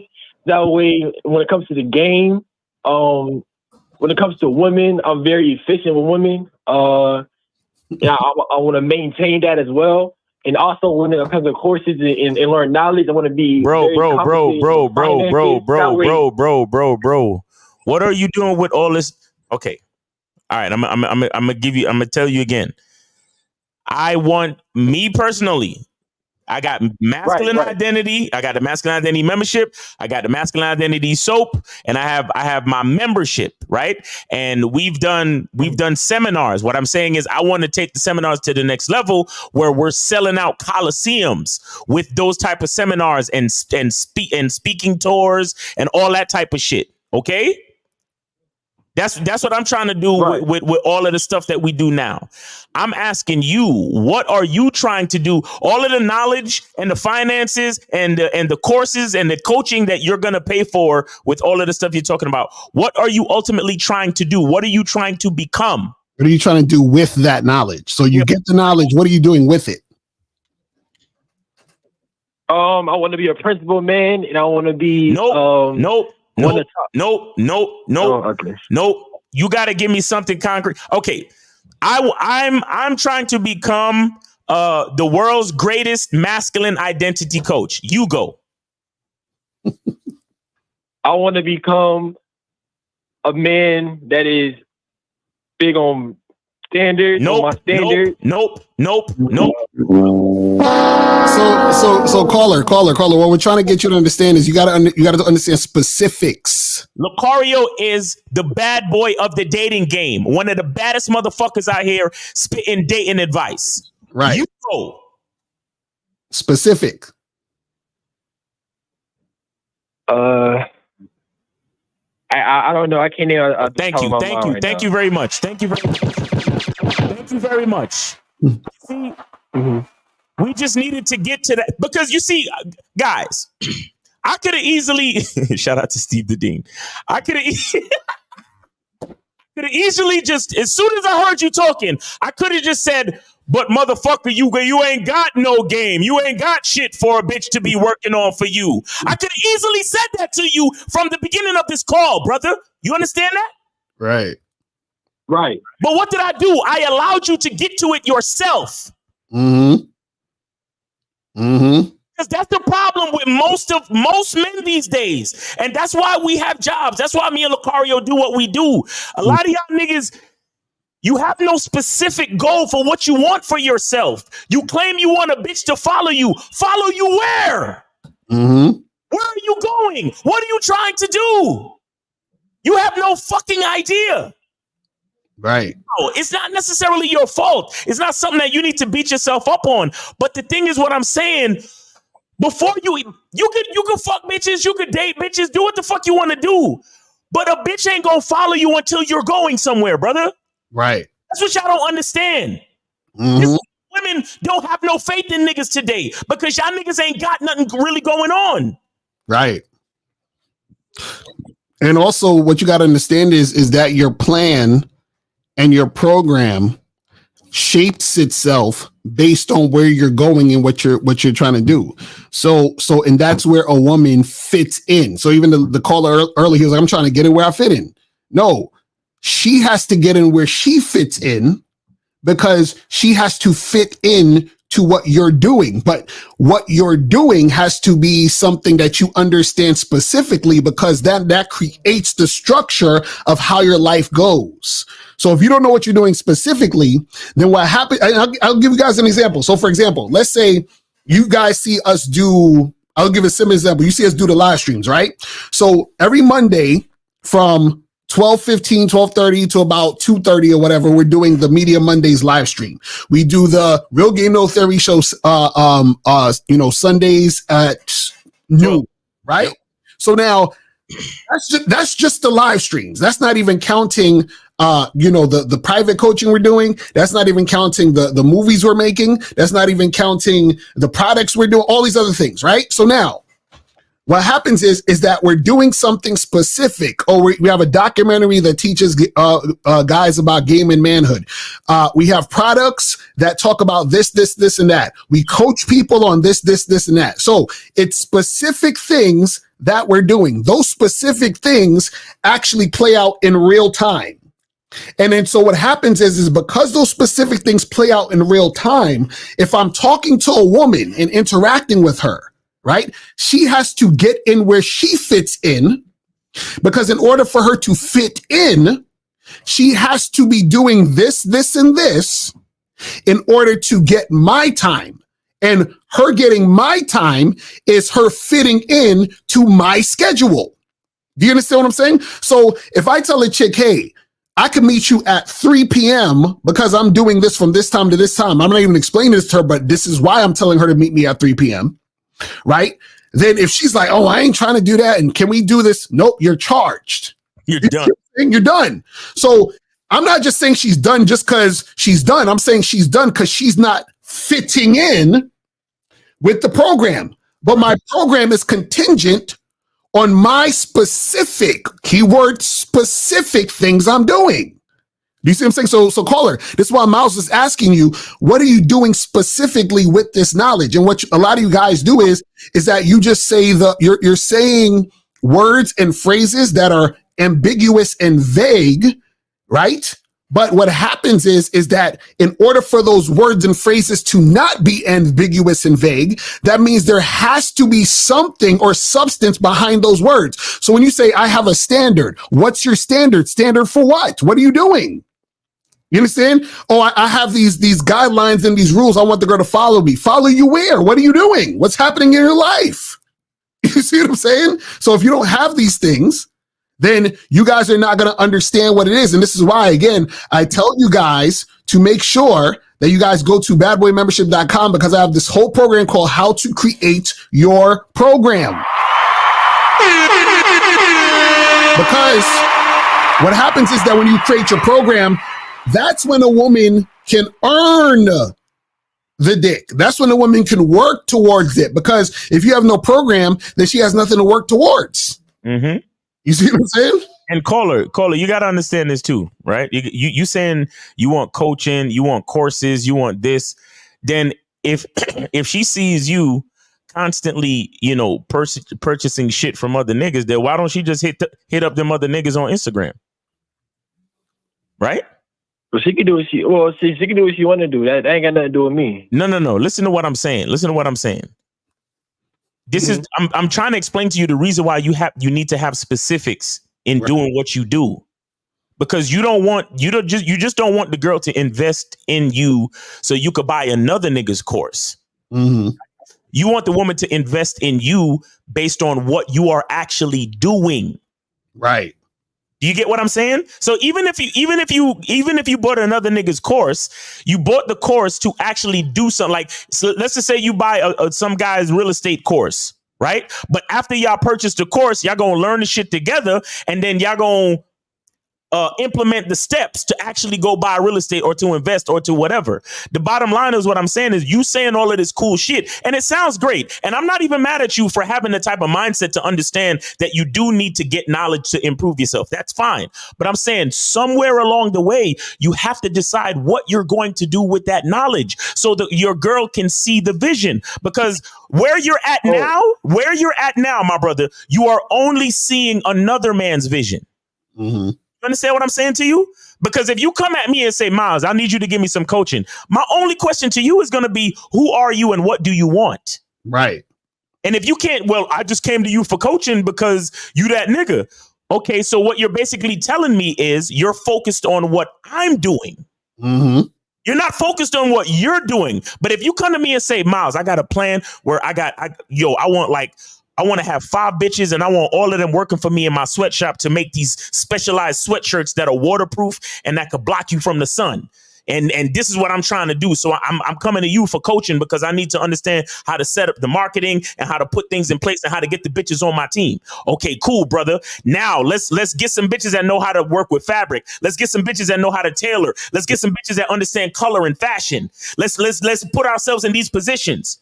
And then I could tell you, okay, so find yourself at fashion events, talk to bitches in these type of situations, go to find, because in every state or in certain states, you have colleges that specialize in fashion degrees. Like in New York, there's a college called FIT.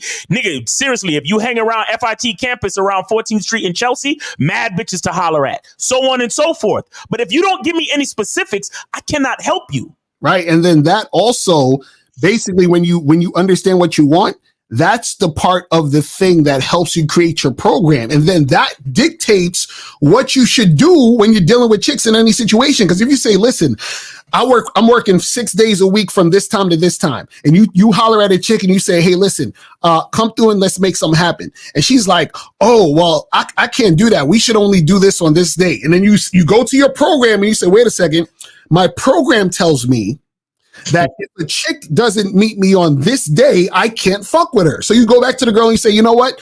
Goodbye. You know what I'm saying? So you don't even have to think, because this is what guys do. They say, but Lucario, Miles, she bad though. It don't matter. See, when you don't have a program, that's what trips you up, because then you have time, energy, and space to do whatever.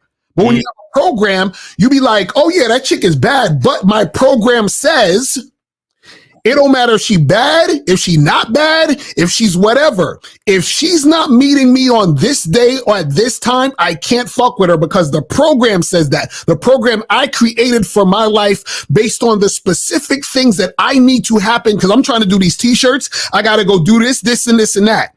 So she's not getting in where she fits in. Facts. You see what I'm saying? So then now she got to go. Now, if a chick wants to earn my dick, guess what she got to do? She got to meet me on the date I said. at the time I said. And then she has to follow my instructions, because her not following my instructions and being uncooperative is something that's going to basically be a hindrance to my program. So she got to go. Do you see what I'm saying? It's that simple. So a lot of times you guys don't have the program because you guys don't understand yourselves, which is why you don't have the specifics. Mm-hmm. You see what I'm saying? So correct me if I'm wrong, but this is my, from here what y'all saying, what y'all giving me in my thought process now. So I am investing in sales, coaching, and courses because by the time I'm 30, I want to be financially free through a career in sales. And if a woman ain't gonna be in the position of a girlfriend in my life, caller. That sounds great. But career in sales in what? What? Get deeper. What? What are you selling, tech bro? Sales. Who? Tech software sales, EHS. It's called environmental health and safety sales, and then it's a software that helps customize for EHS consultants. We help get solutions that help EHS consultants and clients do less tedious work and less time consuming work. So that way they can be more efficient. And then on the back end, we get paid for that. Okay. Okay, cool. That's better. Now, why do you want to do that? Why are you doing this?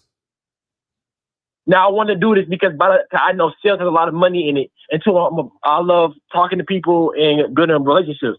So I'm pursuing a career in sales through this because I know by the time I'm 30, it's possible for me to have a good financial position. Okay, so you just want to go for the money. In the future, I do want a family and all that kind of stuff. So you just want to do it for the money.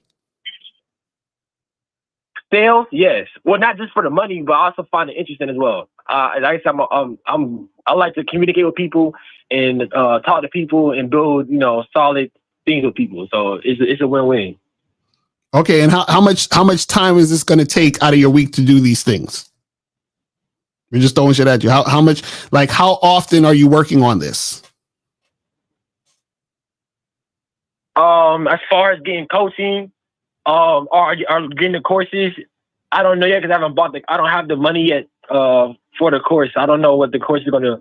I don't know how long the course is yet. I haven't got into it. How many YouTube videos have you watched? How many YouTube videos have you watched on the shit you talking about? The what you call it, EHS software? Yeah, EHS. It's called environmental health and safety. But sales, I watch a ton of videos on sales. All day long. I ain't gonna say who I watch because I respect, but y'all show everybody else. But I watch tons of videos. Okay, and so what's your plan to get this started? Like, what's the first step? The first step is saving my money now, or continuing being in school and getting my computer science degree, and continuing my sales internship for EHS software, learning EHS while still learning the sales game, cold calling, making 100 cold calls a day, and also having my girlfriend invest a certain amount of money each one day out of the month. That way to help me get to where I want to go. Okay, so now this is the thing. You see how you're getting more specific? Yes. Right? That's what we're talking about. So what we're saying is that the more specific you get, the more clear it gets, and then the more clear it gets to what you have to do to get to where you're trying to go. You see what I'm saying? And so what happens is that when this occurs, hold on, caller, listen. Okay, listen. So I picked up something you said. You said I got to save money to get this thing going. So what you do is you say, okay, how much money do I need to save to get to this point? Then you say, okay, I need to save this amount. Let's say it's $5,000 or some shit. And then you say, okay, it's going to take me, based on what the money I'm making now, after I pay my bills or whatever, it's going to take me this long to save up to this much right now. Now you say, okay, it's going to take me 2 years to get to the 5,000. Now, if you say, you know what, I want to get there faster. What do I need to do? Maybe I got to get another part-time job, right? And so for the part-time job, I'm going to put 90% of the money in there. So then it's going to take me 8 months instead of 2 years. You see what I mean? So the more specific you get and understand where you're going, then you can fine tune things to even get things even more precise. But what I'm saying is this, when you're dealing with women, right? What happens is that based on what you're doing in the specifics, then what you do is you fit women into the situation you have. So now, let's say, for example, you say, oh, it's going to take me 2 years to save the 5,000, right? So now what happens is that, let's say you're working 4 days a week and it's going to take you 2 years to save the 5,000. So now you're working 4 days a week. So you got 3 days free. So then you tell a girl, hey, listen, I'm free this day and this day. Right? So you have those 3 days as an option. Now you say, you know what, shit, I want to get this shit rolling faster. So I got to get a part-time job. So now that you get a part-time job, it went from you working 4 days a week. Now you're working 6 days a week. So now you only have 1 day that you really got enough time to do what you need to do as far as women. So she has to fit into that day. So you see how based on your program, you create a structure for the woman to fit in, and you don't waver from that. So now you know exactly how to get a woman to earn your situation, which means she has to cooperate with you in order to see you on that day. Does that make sense? Ooh, I got it now. That's what we're talking about. That's what we're talking about, man. Caller, you say you got it now. What do you understand? Go ahead. You said what? You said what? No, you said you got it now. Tell us what you understand. Go ahead. Okay, I understand. Okay, so this is what happened. So the first course I'm going to buy costs $200. Mm-hmm. I can get $200 in 2 months. I can save up $200 in 2 months because right now I'm doing an unpaid internship. So in the meantime, I'll be working every day from 8 a.m. to 5 p.m. doing my internship. From 5 p.m. to 8 p.m. I'll be learning sales on my own. On the weekends, from 7 to 2, I'll be working my part-time job. Now, from 8 p.m. to 12 in the morning, I'll be able to have time to fit in with women on a Sunday or a Saturday. And if a woman earns the position of my girlfriend, every 10th of the month, every 10th of the month, she got to pitch in $75 to help me invest in these courses. Wow. Okay. Now, caller, this plan that you just rattled out before us? Did you have this plan before you called? Somewhat. Not that specific. Y'all helped me out just now. Like get even more specific, but I did have a plan. Yes, okay. I did. The $75 every 10th of the month. And the courses, I had but not as clear as it is now. No, not as clear as it is now. So how much since you got all this money for all these courses and shit? How much would you pay us for the advice you just got on this call? Now, don't answer that question. No. Don't answer that question. No. Do not answer the question. It is a rhetorical question. I'm just explaining to niggas how much value there is in coaching and talking to niggas like us. That's all I wanted to. That's the only thing I was trying to make a point out. You don't have to answer the question because actually it's invaluable talking to guys like us. You understand? That's number one. Yeah, no price you would have said would have been enough any fucking way.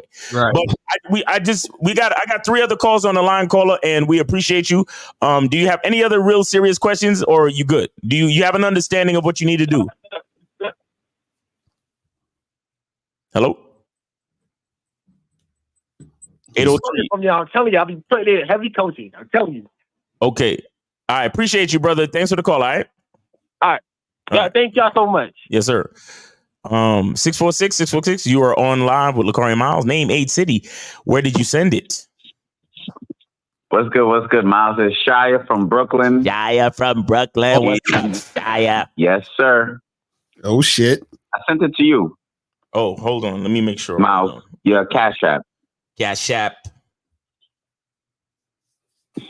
Crossclot. I would have Cash App it.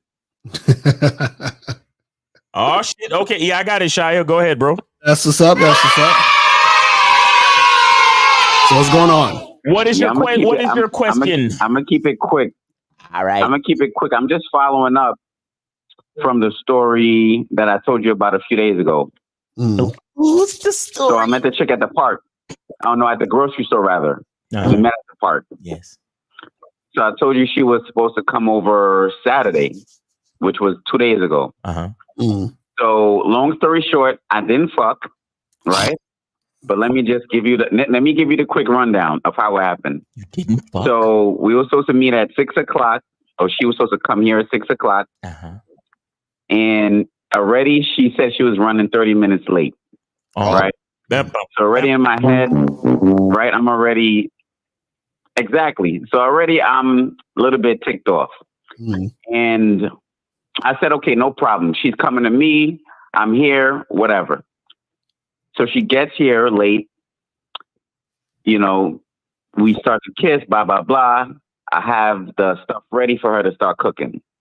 So I told her that, to chop up these vegetables. She starts chopping up the ingredients. She starts cooking.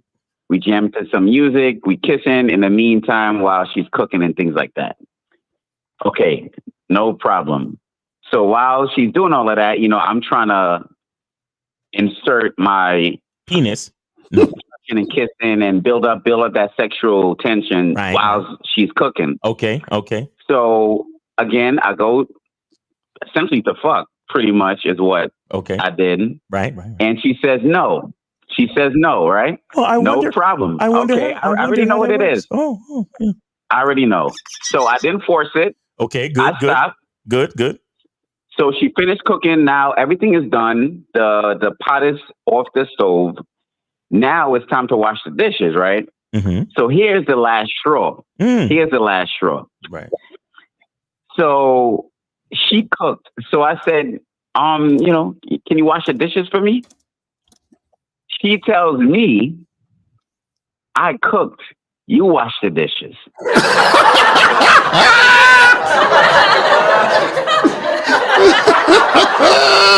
She says something that's so shocking that you take a few seconds to think about it because you don't want to overreact.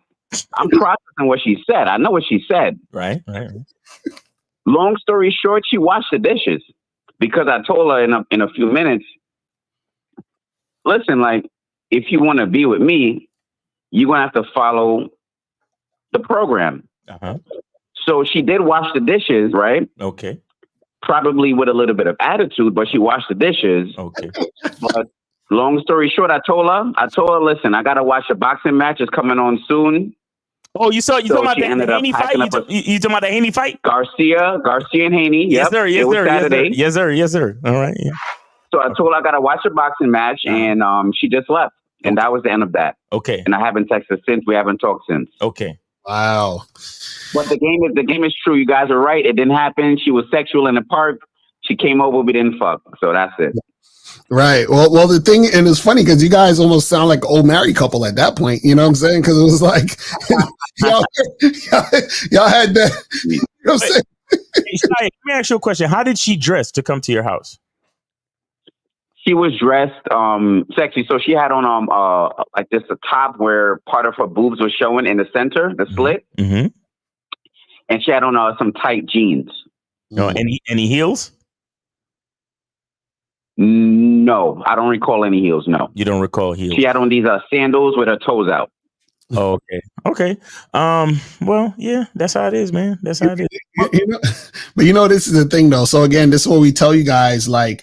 So in her mind, and this is what you guys are gonna understand, right? So women. If a woman doesn't have sex with you, it doesn't mean that she's not necessarily not sexually attracted to you. What it means sometimes is that she sees more boyfriend energy in you. So she's like, I desire boyfriend shit with you more than I desire just having the fuck. So she still may want to have sex with you, but she desires the boyfriendy shit, which also means that she isn't as sexually attracted to you, because if she was, she would say, fuck the boyfriend shit, I'm still fucking this nigga. But again, like I said, it still doesn't mean that she's all the way not sexually attracted to you. It's just that the boyfriend energy is so strong and so tempting and so desirable that she's like, you know what? I can choose to fuck, or I can choose to go to boyfriend-girlfriend route. I'm gonna go to boyfriend-girlfriend route because, I've had a bunch of niggas that I fucked and it goes nowhere. So, and let me just go down this path because he's showing me this path. So part of it is when you show the woman the path of boyfriend, sometimes what will happen is that they're going to take that path. You see what I'm saying? So this is what we were trying to tell you last time, Shai, is that, all of that extra stuff, even though you like doing it, you save that for a woman who's worth doing that stuff. You see what I'm saying? Because the thing is this, what you're looking for is cooperation. And you said it to her. You was like, look, I want a woman who's going to follow my lead.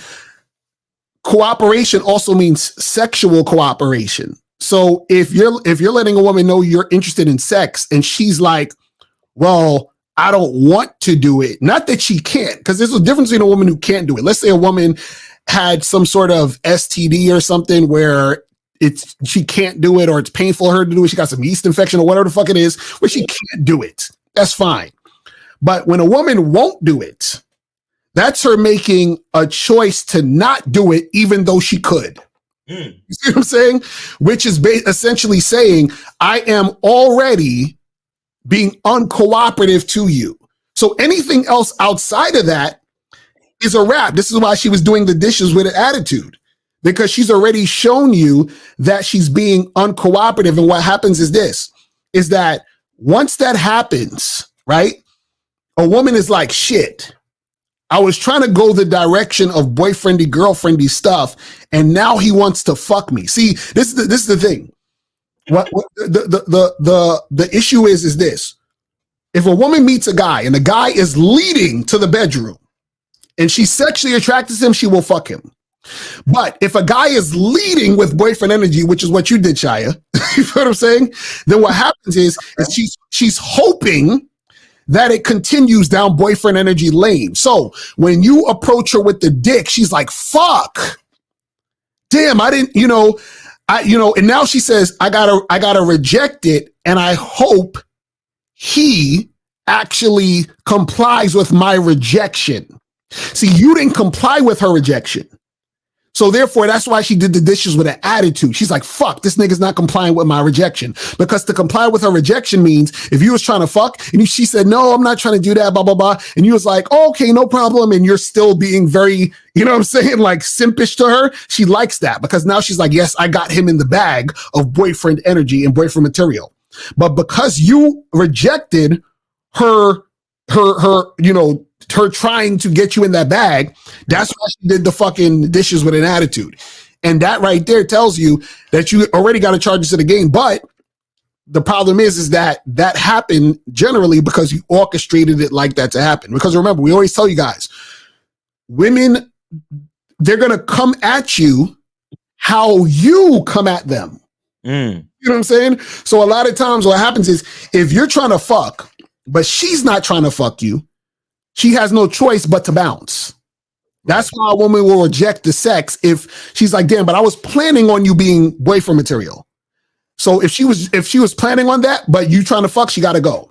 But if you're acting like boyfriend material, right? And she's like, yes, this is where I was trying to make it go. And then you're trying to fuck. She's like, shit, now I got to give him resistance. And then with the resistance, she's going to say, oh, is he falling for is he complying with my resistance or not? And you didn't. And that's why she had the attitude. You see what I'm saying? It's crazy. Yeah, I appreciate the game, as always, you guys spit the facts, and yeah, I'm out here learning and just, you know what I'm saying, going through trial and error, building up the experience. So I appreciate it. Yes, sir. I appreciate you calling back to follow up on the story, man. Thank you. Yes, sir.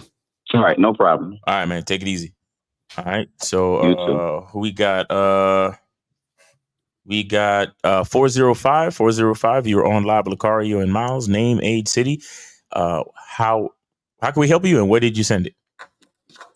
Trey, Oklahoma City. I sent it to Miles. Trey, Oklahoma. So my question is, hold on. And how old are you? I'm 20. All right, I got you, Trey. I got you. All right, so my question is, so earlier Miles was talking about, he read like an audiobook or something about a guy talking about fictitious stories to women and kind of using that to flirt. And so my question was, I know y'all preach being truthful to women, and I also believe that as well. So I just wanted to see, like, is there ever a good situation to lie to a woman and like not in like a non-malicious way? No, because even if you're telling a story, you can tell a story about something real that happened. or you can tell a story about, let's say it could be something in a movie. You know what I'm saying? It doesn't even matter. Oh, I saw this movie and there was a scene where this guy did this and then this happened and then blah, blah, blah, blah. And then you move that into, so what, what's the craziest type of sex shit that you've ever, you see what I'm saying? It's the same thing, but you don't have to lie and make shit up. You see what I'm saying? Caller, are you calling us up to ask us for examples or excuses to lie to women because you just want to lie to women? Is that what we're talking about here? No, I was a little bit confused because it sounded like, at least what it sounded like. It sounded like you were telling y'all to lie. Kind of No. Did you hear the part where after I said what I said, I said I can use my actual friend, Mr. Lucario, and everything I say will be the truth. Did you hear that part?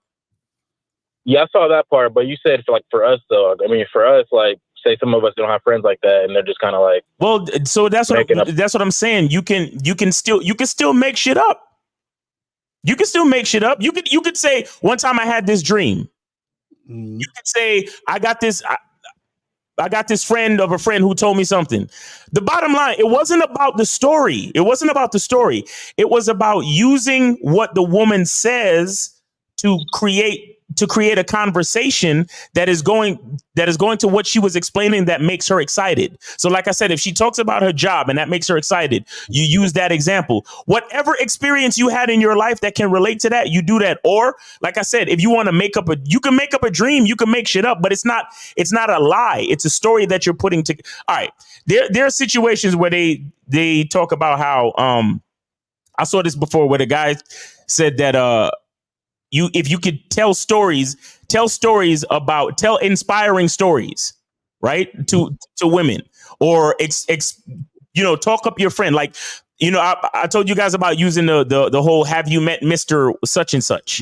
Well, you can talk him up, right? You can give inspirational stories about a person, like, oh, this is Mr. Lucario. He's spoken to thousands of people. He's helped hundreds of men. He's been a rapper. He's been all over the world.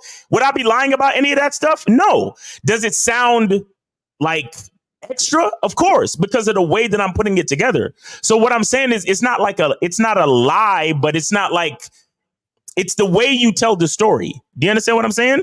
Because a lot of you guys don't really know how to take shit and make it sound exciting. Right. So basically, and this is who does like Miles is confusing niggas with that make shit up thing. Tell real stories. So basically what we're saying is that the story you create is your creation. Do you understand what I'm saying, caller? So meaning that what you're doing is that you're taking what you experience in your life, whether it's somebody you know personally, somebody you fucking saw on TV, a personal friend, something you went through, whatever the hell it is, to create a narrative. That's what we're talking about, caller. Hey, caller, did you ever write a fan letter to Drake and ask him if every fucking thing he rapped about in his rap song was real? No. Did you ever write a letter to Little? I heard Lil Wayne say that the bitch was so wet that he was swimming in the pussy. Did you ever fucking send a DM to Lil Wayne and ask him, so Lil Wayne, did you really swim in the pussy? Because I know you're a little guy, but how big was the pussy? And did you actually swim? And what swim stroke did you use when you was swimming in the pussy, Lil Wayne? No, I've never asked that. Like, this is the shit that I'm talking about, bro. This is what I said, where niggas be looking at your finger instead of you pointing at the moon and they looking at the finger. It's like, no, look at the moon, nigga. You're missing the point of what we're saying. Do you see what I'm saying? The point is that the story is to create the idea, is to create the conversation. I just didn't know if it was okay to lie in that sense of kind of. Call it. This is what we're saying. This is what we're saying. The story is neither a lie or the truth. It's a story. That's what we're trying to tell you. You see what I'm saying? Bro. Listen, bro. Listen. There's a difference between when a woman says, "Hey, how old are you?" Caller, how old are you? 20. Okay. There's a difference between if somebody says, "Hey, so how old are you?" and then you say, "Well, I'm 26." Right. Right. And then when you say, "Hey, what kind of person are you? Well, I'm an exciting, person. I love to take the world by the horns and do my own thing. And I'm the world's most interesting man. Now, one of those things is a clear lie. You're not 26. Mm-hmm. But are you the world's most interesting man? I don't know. Maybe let me get to know you and find out how interesting you really are. Right. But both of them can be considered things that are untrue, correct? But one of them is more of an idea, and the other one is a factual lie. Do you get what I'm saying?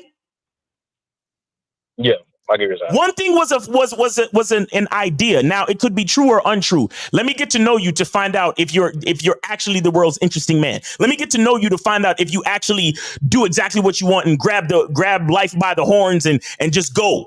Let me find these things out. Right. It's just like if you say, the woman asks you how old you are, and you say, "Oh, I'm old enough to make you come." Right? Are you lying because you didn't tell her you're 20? No. Or did you just tell her a story about how you're old enough to make her come? That's a story. And that story didn't even happen. That story, right. You see what I'm saying? You could be a fucking virgin. You could be a virgin. You probably never made anybody come in your life.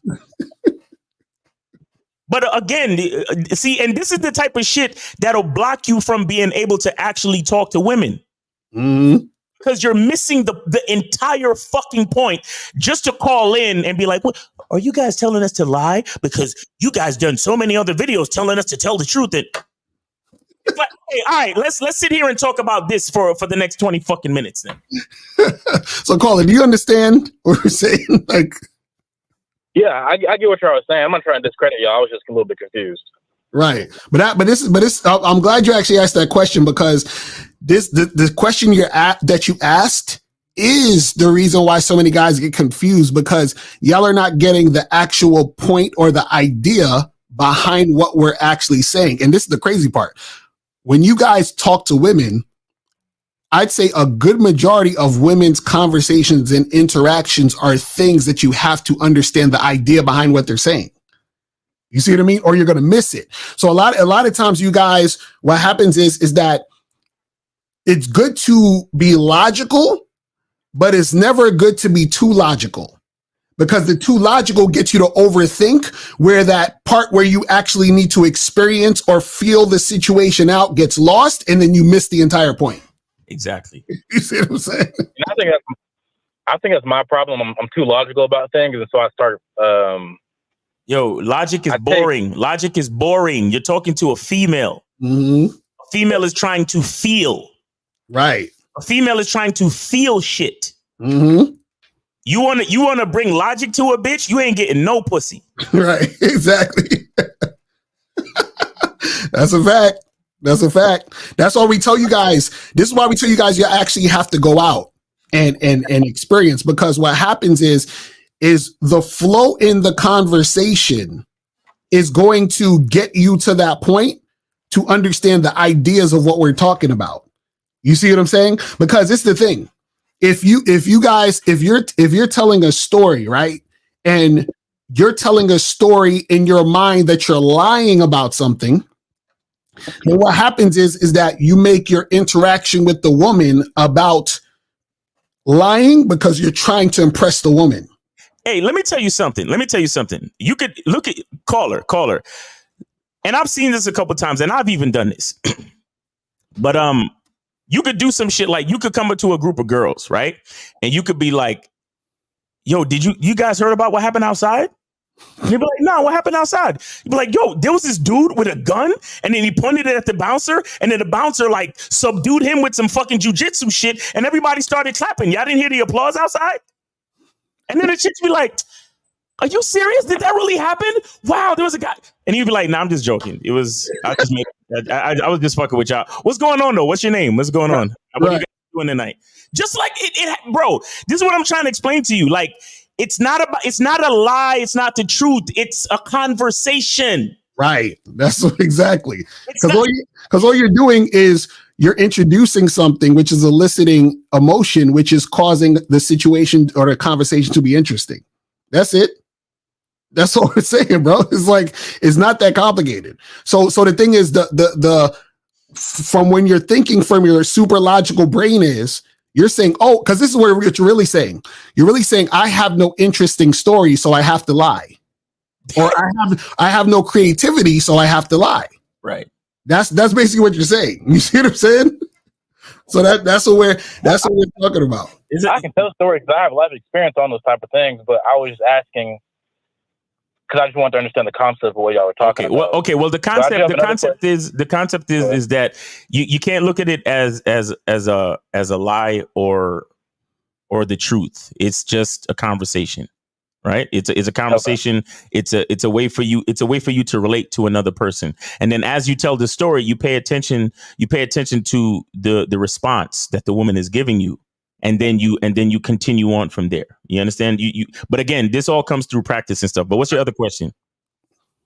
So how do I kind of break down being too logical? Because as a man, you're naturally logical. So how do you kind of step back from that as much? You need practice. You just need practice, bro. Yeah.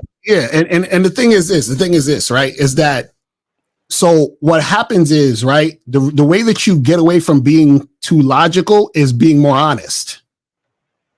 You understand what I'm saying? So meaning this is the key. So you're saying, okay, because your thought was, oh, should I lie to get to the point so that I can create the interaction to let the woman know or for her to understand that I'm attracted to her and want sex to happen or so forth and so on, right? So the more honest you get, the less of the logic is subdued. And so now what happens is that you bring the woman to your vibe of the feeling. So what that means is this. If I'm attracted to a woman, right? And I'm thinking and I'm looking at her cleavage. You understand what I'm saying? And I say that I'm on a date with her and I got my arm around her, I whisper in her ear, and I say, yo, my dick is so hard. I can't stop looking at your cleavage. Right. So now I'm just saying what's happening, but what happens is I'm being honest about how I really am feeling. And then I get the response back from her. But that's based on how I'm feeling. I'm just saying how I'm feeling in the moment, but it's honest. Do you see what I'm saying? So the more honest you are, right, the more you feel out the situation. Do you see what I mean? So what most guys are doing, this is what most guys are doing. They're saying, in their mind, they're like, I want to have sex with this woman. Mm-hmm. Then they say, what can I say to get her to want to have sex with me? Do you understand? So now what you're doing is that you're separating yourself from the situation because you're putting in the middle what you think you should say. And all you need to say is the truth, because the truth is how you actually feel. And feelings are not about logic. Does that make sense? Okay. Yeah, and going on that honesty, so kind of, especially when I was younger, I used to be too honest. It would kind of fuck me up. Now I'm a little bit better at it. But is there a thing of being too honest? And if so, at what point is too honest? Oh, Jesus. Caller. We got other calls, and you're going to more questions. So either you call back with more support for the show, or cause we got to end the call right here. All right. I can do it right now. How much? $5? Yeah. Hit us with another $5. Go ahead. All right, bet. I'll do it right now. All right. So basically, so what was the question again?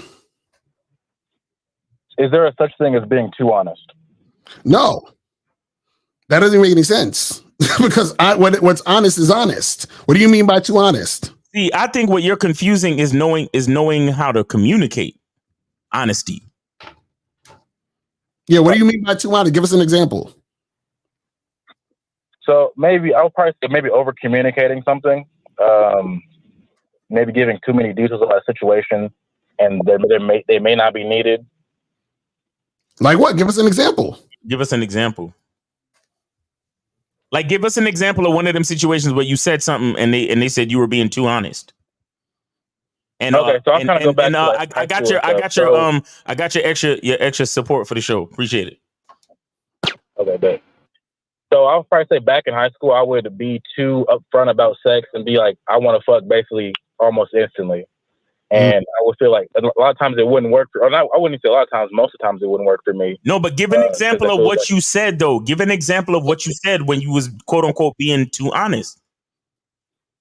I was basically just saying like maybe like a minute or two in the conversation, but I want to fuck, or say some freaky shit like that, or something like that. Okay, so here's what I'm saying. No. So here's what I'm saying. So you're just in the middle of the conversation talking about class or talking about the weather, and then right after that you just say, "Oh, hey, I want to fuck." Well, I would kind of lead to it, but it would still be just like a few minutes in the conversation, like 2-3 minutes, and I was already on it. I don't do that much anymore, but I know that's not. I think that's a bad approach. So I'm like, no. Again. So what happens is that if you're having a conversation, and again, I'm not there for the conversation that you're having, but what I'm saying is that, you know, in a conversation, because I don't know how you converse with these women, right? If I go up to the women, I'm like, hey, you know, I'm in high school. Hey, what's up? You know, what class you got next? Oh, you got math? Cool. I got you know, science and shit. Listen, you know, I've been checking you out, you know, for the past week. You looking kind of cute. I was thinking me and you should get together and hook up or have sex or whatever the fuck it is, right? Now, what happens is that's just me being honest at that point, letting her know. Now, there's no thing of being too honest because what you said was what it was. Now, if she can say yes or no, she can say she's with it or not. You're thinking because she says no, that means that you're being too honest, meaning you did something wrong. No, the answer you got was the correct answer. She don't want to fuck with you. Right. Do you see what I'm saying? That's why I said, this is what I'm saying, where a lot of you guys think because this is what y'all think. Y'all think the right thing to do is based on the outcome. Right. So say if I said I want to fuck and she says yes, then that was the right thing to do. If I say I want to fuck and she says no, then it was the wrong thing to do. No, it was the right thing in both situations. Whatever the outcome was. Does that make sense, caller? Yeah, but I want to fuck though, Lucario. and that's what we're trying to say, where y'all are thinking in outcomes instead of thinking through self. That's the problem, because y'all are looking for the outcomes to dictate what you think, because you think what's right is the yes and what's wrong is the no. No, they're both right. If 10 girls say no to you, that's correct. It's supposed to happen that way. It was not going to happen any other way than that. You see what I'm saying? And if 5 girls say yes to you, then that's correct too, because it wasn't going to happen any other way than that. That's what we're trying to tell you. Does that make sense? So there's no such thing as being too honest, because it's not like, listen, there's never going to be a time where you tell a chick you want to fuck who wants to have sex with you, and she says, damn, you know what? I really wanted to fuck you, but because you told me now instead of tomorrow, it's just not gonna, like, no. Either she want to fuck you or she don't. That's it. You feel what I'm saying? I always use the example of you can't over dry clothes. If the clothes are dry and you put it in the dryer, it's still dry. You can't over dry it. You understand what I'm saying? Meaning that there's nothing that you can really say or do to overdo it, because if it's going to be done, it's going to be done. It's going to be done. You see what I'm saying? Now, this is the thing that could happen. What could happen is you can have a woman who is interested in you, and because you're being goofy and because you're being too indirect and because you're acting too weird and taking things too slow, that could cause her to lose interest. But if you're direct, there's no time for her to lose interest because it's directly being said. So if anything, that is closer to the reality, because you're leaving them no room to even think about it. Do you see what I'm saying? So if you go up to the girl and you talking to her, you say, hey, I'm interested in having casual sex with you. I'm interested in fucking. I'm interested in doing this. That's something she has to think about then and there, or she was thinking about it before, which will cause her to say yes, or cause her to say no. You see what I'm saying? So there's no being too fucking, you know what I'm saying, honest, because it's gonna be what it's gonna be. So I think it actually came down to more of the timing of it. I think that was my problem. Do you have any tips on timing? No, caller, you're not listening. It don't call it. It don't matter. It don't matter. Do you understand what I'm saying? It don't matter. Listen, if you tell a chick at 3:35 you want to fuck, or you tell her at 3:45 you want to fuck, in the same conversation, it's not gonna matter. Caller, did you get any pussy from them girls in high school? Nope. Okay, No, I mostly got it like my senior year, like right after high school. So that's when I really started getting them. But okay, well, all of the ones you wasn't supposed to. All of the ones that you didn't, you wasn't supposed to. All the ones that you did, you were supposed to. That's it. That's the best way to look at it, bro, because you are obviously an overthinker. Just based on your line of questioning, you are obviously an overthinker. You can't put yourself through that much torture, bro. You can't. Because caller, think about it this way. I'll ask you a question. I just need a yes or no answer. Are you gay? No. So if a gay dude came to you with perfect timing and didn't be too honest, would he get some dick? No. Okay, so it don't matter. That's what I'm saying. Regardless of what he said, how he said it, how long or short he took to say it, you still ain't giving him no dick, correct? Correct. Exactly. It's the same shit. Bro, that's what I'm trying to tell you, man. I'll be like, man, if I did it the 2x with the screw to 9 and then hollered at her when the eclipse was happening, and then I actually, did, like, what is, no, nigga, she wasn't feeling you. You know what I'm saying? Yeah, man, my timing was off. Right. No, them chicks that said no, they just wasn't down, bro. That's it. That's it. Okay, that makes sense. All right. Well, I appreciate it. All right, man. Appreciate you. And thanks for the follow-up question with the follow-up donation. Appreciate it. Yes, sir. All right, you have a good one. All right, you too, bro. All right, so we got 347. You're on live with Akari Miles. Name, age, city, and where did you send it? I'll send it to your cash Styler 23 New York. Oh, Styler, what's going on with you, man? Everything good? What's up? Yeah. Thanks. I just come in for a quick question. Okay. Make sure I'm on point. So, like, wait, the analogy was extreme, by the way. I got to acknowledge that. Wife it up, brother. Why? More fire for that. Fire for that analogy there. Yes. So what's going on? Well, yeah. What if you've been in a girl for like 7 months, but she want to spend money on you? Is that okay to let her spend money? Because I'll be telling girls like, no, I'm good. Like, you don't got to spend no money on me. So, well, this thing, is like turning her away by telling her no. What is the thing? What happens is if they do spend money on you, because sometimes it just is what it is. You can't control that shit. They'll come through with a gift or whatever it is. That's but I be telling them no. Like right. You can tell them they don't need to, but what I'm saying is that they might already. But the thing is, you need to not change. That's what I'm saying. So meaning you don't switch up because they bought you something or they're trying to do that type of shit. So what happens is sometimes women will get you things because they're interested in you, they like you, it is what it is, and they're trying to show their appreciation and all that other stuff. But what I'm saying to you is there's sometimes where women will get you things to try to influence you to make them more important in your life. So what I'm saying is that you don't change your program based on her getting you anything. You see what I'm saying? So if you're vetting a chick, right, and let's say you're in a situation where y'all just fucking, and then let's say she says, oh, hey, what's up? I was at the store the other day and, I bought you this thing. And you're like, oh, yeah, that's nice. But listen, you ain't got to buy me nothing.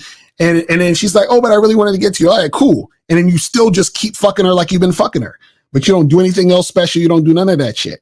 You see what I'm saying? So what happens is that what you're going to realize is if she's doing that to manipulate you, she's going to realize the manipulation is not working. And if she's doing it because that's just how she shows love and that's how she shows appreciation, then it doesn't matter because she's going to show love and appreciation regardless because she just likes fucking with you however you want her to fuck with you. However you want, her to fuck with you in a situation. You see what I'm saying? Yeah, all right. I just want to make sure I don't turn her away because I'm the type to tell like girls, no, I'm good. I got it. Like I'm the man. Like I'm traditional. So that's all I was raised No, you can still accept it. Just what I'm saying is don't let her influence you by her doing those things. So don't be like, damn, you know what? She got me this nice thing. So maybe I should like let her spend a night, or maybe I should like call him, or maybe I no. Right. You know what I'm saying? Yeah. I respect for the game and wife for the analogy to wife for that. Right. And I got you guys a new song next month. Stay tuned. Nice. All right, cool. We're gonna light up. We're gonna light up the flip. Light it up. All right. That's what's up, man. Keep working, bro. All right, man. Appreciate it. Y'all have a good day. All right, you too, bro. Take it easy. All right. And we I forgot. I don't 954, my bad. Call back. I don't know what happened. The Skype glitched just now. 954, call back. Hold on, let me restart this shit. Let me see. Let's get some questions real quick while you're doing that. Shit, we on OT though. I know, for real. We on super. No, fuck that. Kill the Skype. We done. All right, let's get to these questions. It says, what were you saying while you were sitting on the car in the masculine identity trailer? Watch it again and pay attention. This is hilarious. Listen to the narration. Don't give a fuck about what the fuck I was saying. It says, if a girl tells you you're special to her and she loves you and you just met her, is she trying to run game? Because that's weird. Yeah. Yeah. She's trying to run game, or she got mental problems. When you were creating your book, did you cut yourself slack when you went days without new notations? Yeah, well, the thing is, you guys should check out my other book called How to Get Shit Done. I talk about this where, there was times where I just wrote like a sentence a day. You feel what I'm saying? But you want to do something every day so you're getting it done. You feel what I mean? A day? Yeah, sentences a day. Sometimes I was like, shit, I don't know what to write at this point, or I don't know how to phrase this. So, all right, cool. Then I get that and I just do it. But it was something you're doing every day, because then you say to yourself, okay, I'm gonna just write a sentence, and a sentence turns to a paragraph. You know what I'm saying? So it's just, you just got to do something each day so that you're staying on track. It says, I'm 22 years old. I never had a girlfriend or boyfriend. Next question. Yes. Yes, queen. Yes, queen. Yes, queen. Yes. Listen, understand. This is a private company. The advice given is for heterosexual, biologically born males that are interested in heterosexual, biologically born females. Right. And again, listen, if you're on the other side, ain't nothing wrong with that. You feel what I'm saying? Ain't nothing wrong with that. It's just that I don't have no advice for none of that. Right. Exactly. So it says, calling men narcissists and saying they have avoidant attachments are the modern way of women shaming men for dumping them, or have women always use those terms to shame men? Well, again, don't worry about what the fuck women are doing to try to shame men.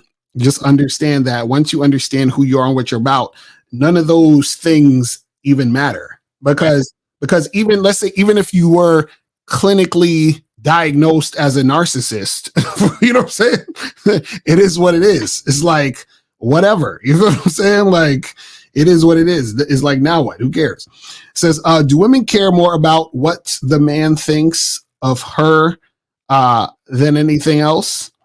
Well, the thing is, if she's interested in you, she's going to care what you think, because what you think is going to be important, because she wants to be there. You feel what I'm saying? So, that's how that shit goes. It says, have y'all seen the movie Hitch with Will Smith? What do y'all think about it? Nah, that's not the movie. That's not good. The thing with Hitch, it turns into some simp ass shit later on in the movie. So that's not the move. You know what I'm saying? Because you know what it is with movies like that? Movies like that, and this is what I don't like about movies like that, and just in general, this idea that as a man, you're more mature the more that you're focusing on a woman. You understand? Meaning, oh, well, I'm focusing on this one woman, so I'm mature. And matter of fact, it doesn't even matter if you focus on multiple women. You understand? Because they say, oh, if you're focused on multiple women, then you're immature. If you're focused on this one woman, that means you're mature, because it don't matter. The fact that you're making it about women is the problem. You feel what I'm saying? And you know what the funny part is? This is why I fucks with the Barbie movie.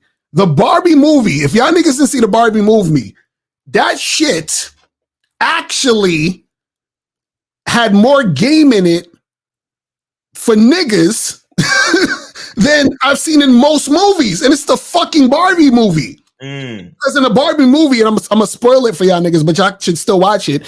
In the Barbie movie, Ken was like, yo, like, I need you basically, and blah, blah, blah to Barbie. And Barbie's like, you don't need me.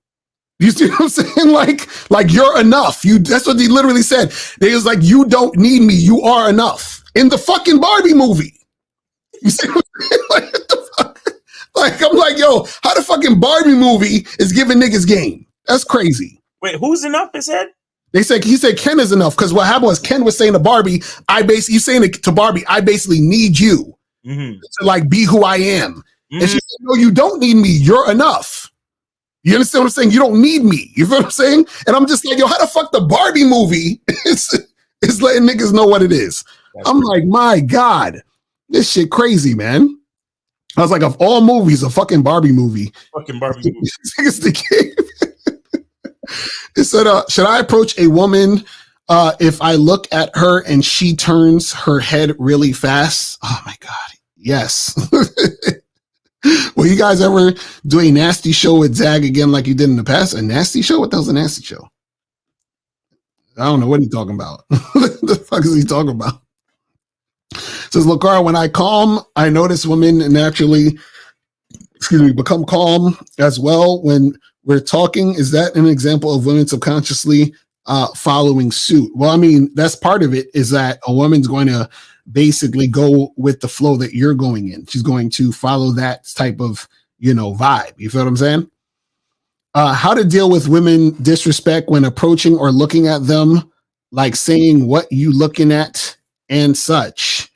Well, this is the thing. Again, some of you guys, because you don't have any... His name. I don't like the name. I really... Exactly. What's this nigga's name is? That's why he having trouble with women, because he got that type of name.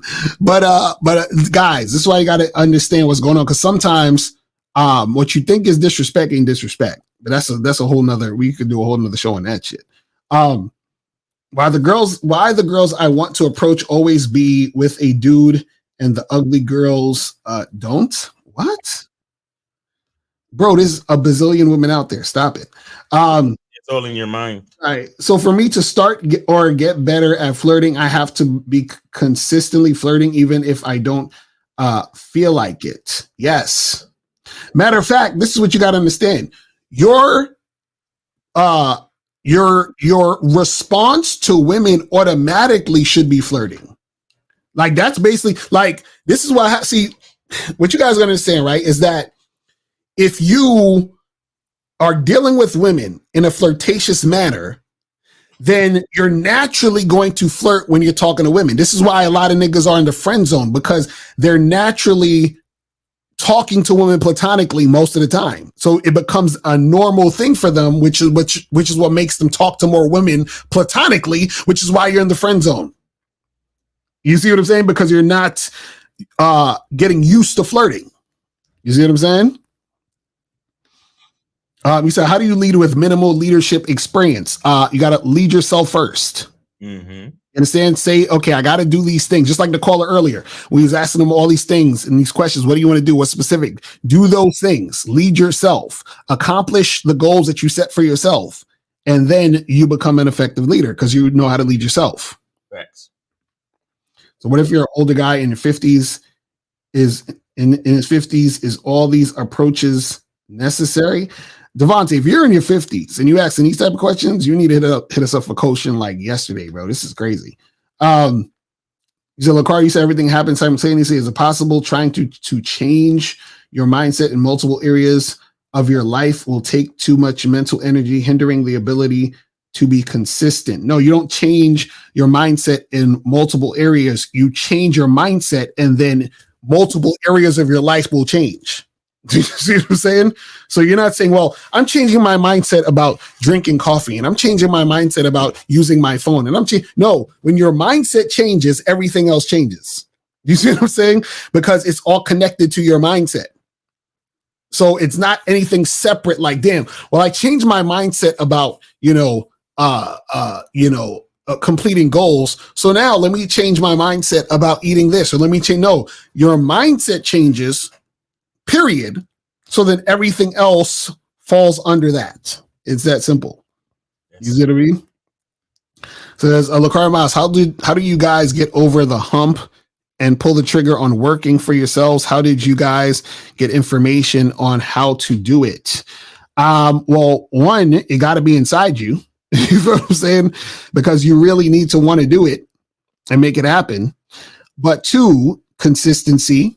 And three, you have to believe in yourself, because if you don't believe in yourself, you're not going to get anywhere, because you're going to be so clouded with the idea that you can't do it. And that, other people who did it are special and better than you. And I'm just me, and those other people had something special that I don't, and all that other stupid shit is going to go in your brain.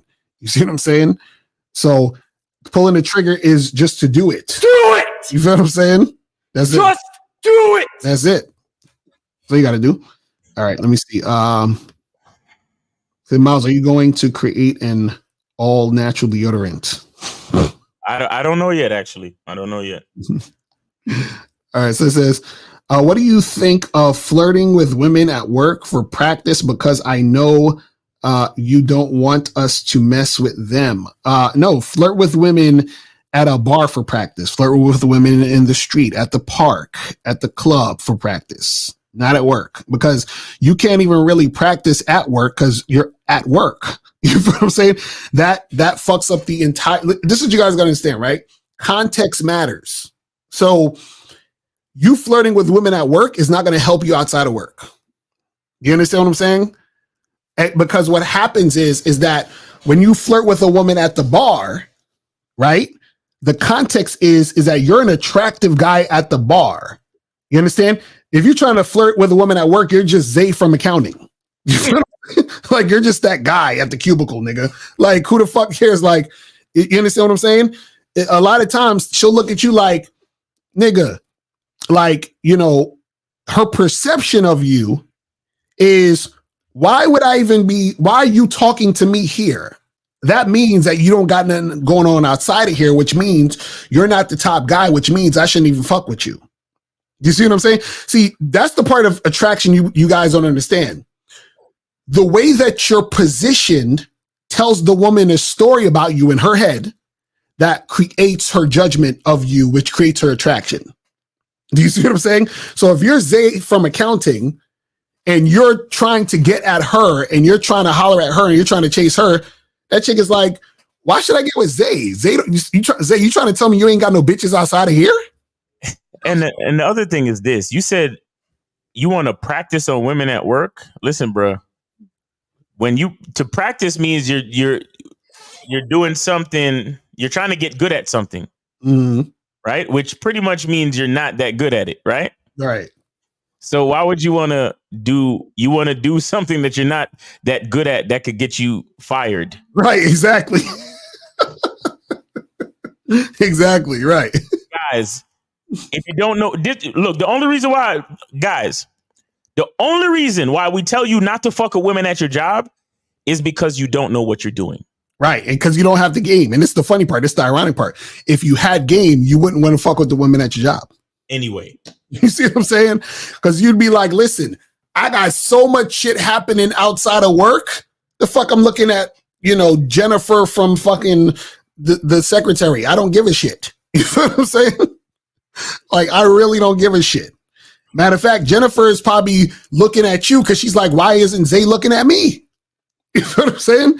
Like, you know what I mean? So you got to understand that shit. It says, I often hear, don't take on too much as one time. Referring to change habits is a good idea to start small in multiple areas of life or focus on change one habit at a time. Yeah. So the thing is, you can focus on, actively creating newer habits. You feel what I'm saying? Because right now you're already in a habit of whatever you're in a habit of. Like, you're doing things now literally based on the habits that you created. So if you want to create a new habit, then you have to consciously create that, start that, be consistent with that, and then you create that new habit. You know what I'm saying? This says, I checked her in a calm manner, letting her know it was disrespectful as he grabbed her from me and danced with her. As she danced, she suddenly realized her mistake, apologized. Would you guys do the same? What? I'm confused. AJ Lino. What are you talking about? It sounds like a song. Right, I know. Is that song lyrics? What are you talking about? Lyrics to a song. You know? Yeah, put it in the song, AJ Lino. I don't know what you're saying. Is he saying? Because I think the other day he was talking about some girl he was with danced with some guy and he felt some type of way, or was it disrespect? I saw that in the chat the other day. So maybe he's talking about this. So AJ Lino's still thinking about it. So he says, I checked her in a calm manner, letting her know it was disrespectful as he grabbed her from me and danced with her, and she danced. She suddenly realized her mistake, apologized. Would you guys do the same?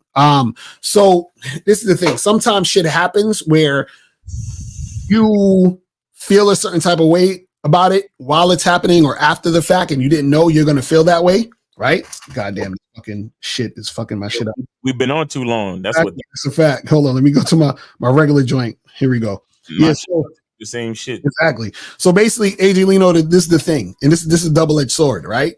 Is that you have when you're checking a chick, she has to know why it's an issue. And then, but the thing is this: if the issue is from fear, you fucked up. You understand what I'm saying? Well, I don't want you dancing with him because I don't like other guys touching you. Why? You got to ask yourself why. She's gonna be like, what does that mean? Oh, because I'm scared that another guy, you're gonna like another guy. You fucked up. You understand what I'm saying? So versus, yo, listen, I don't like the fact that guy just grabbed you. Don't go, because I don't, these dudes around here be acting funny style. They might be hurting some chicks or do some crazy, and I don't want you to get hurt. So, let me know next time that, whatever. You feel what I'm saying? So that's different than you being scared of a guy taking her away from you. You see what I'm saying? So it all depends on the reason why. Okay, we got a few more and then we're going to head the fuck up out of here.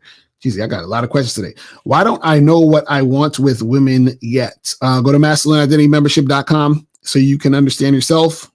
That's why you don't know. It says, I have a passion for gaming and I'm going to pursue a career as a YouTube gamer. Any advice on standing out in a saturated market? Be yourself, be consistent, and you'll be fine. You know what I'm saying? Like, that's really all it is, because you stand out by being yourself. The market is only saturated when you're trying to be like everyone else, because if you're one of one and you're you, then you're you. They can only get whatever they're getting from you. Right. So I met a girl at a bar and gave her my number. Her first text said, Grace, do you want to go shopping with me tomorrow? This is a red flag, right? Maybe she texted you by mistake. What are you talking about? Be like, yo, this ain't Grace. This is Mike or whatever your name is. What's good? And then you try to see what's popping with it. So what's your opinion on dating coach Kezia Noble? She tells men that if they pay for a woman's dinner date, women will lose attraction for them. That is true. After flirting and making out on a date with a chick, told her to text me when she gets home. Is it a charge if she doesn't text? And also charge if girl overlooks a message about what's the next time to meet up? Yes. Yeah, if she don't text you when she get home, that's definitely a charge. Exactly. I don't play that shit. She got to text me when she get home. Fuck that's that. a fact. Do y'all think? Why you keep asking about other people? You feel what I'm saying? Is this nigga really asking this? He said, I seen some of his and he looks so good. Y'all motherfuckers out here are crazy, bro. What is wrong with y'all? Yes. It's like, y'all just yes. Like hearing this. Queen. Yes, queen. Yes, queen. Yes. Trolling. What inspired y'all to teach game? Respect y'all for keeping keep doing y'all. So this last question. So what inspired me to teach game was because I understood how the game has helped me in life. You know what I'm saying? So that's what it is. So I know how much it helped me. So I want to, pay it forward. You feel me? Exactly. You know? Same here. Same here. Exactly. So guys, that's pretty much it, man. Listen, man, we appreciate you guys tuning in. You feel what I'm saying? We appreciate y'all tuning in. Make sure you guys go to badboymembership.com. Make sure you guys go get the masculine identity soap. You feel what I'm saying? Make sure you guys go get this. Go to masculineidentitymembership.com or masculineidentity.com to get this. And yeah, man, we appreciate y'all tuning in. And anything else, Miles, you want to say before we wrap it up? No, that's it, man. Check the shows out from the weekend. Real Game No Theory, and shout out to Millie Mills. Millie Max, I think, right? Millie Max. Shout out to Millie Max for coming through with some music today. Freakeristic Girls Night Out. You know what I'm saying? Make sure y'all check that out. That's on the Media Mondays playlist. And then, of course, make sure y'all check out the shows from over the weekend. Real Game No Theory was crazy. Lakaria, you went live Saturday night at 5, right? Right. And then, make sure y'all check out Real Game. Man is a skill set. Manhood is a skill set. Thank you. Make sure you check out Manhood is a skill set from this Saturday, guys. And yeah, man. And shout out to Ryan Garcia for winning his fight, man. Right. That's a fact. All right, people, we out of here. Remember, the truth is inside you, beasts. We on.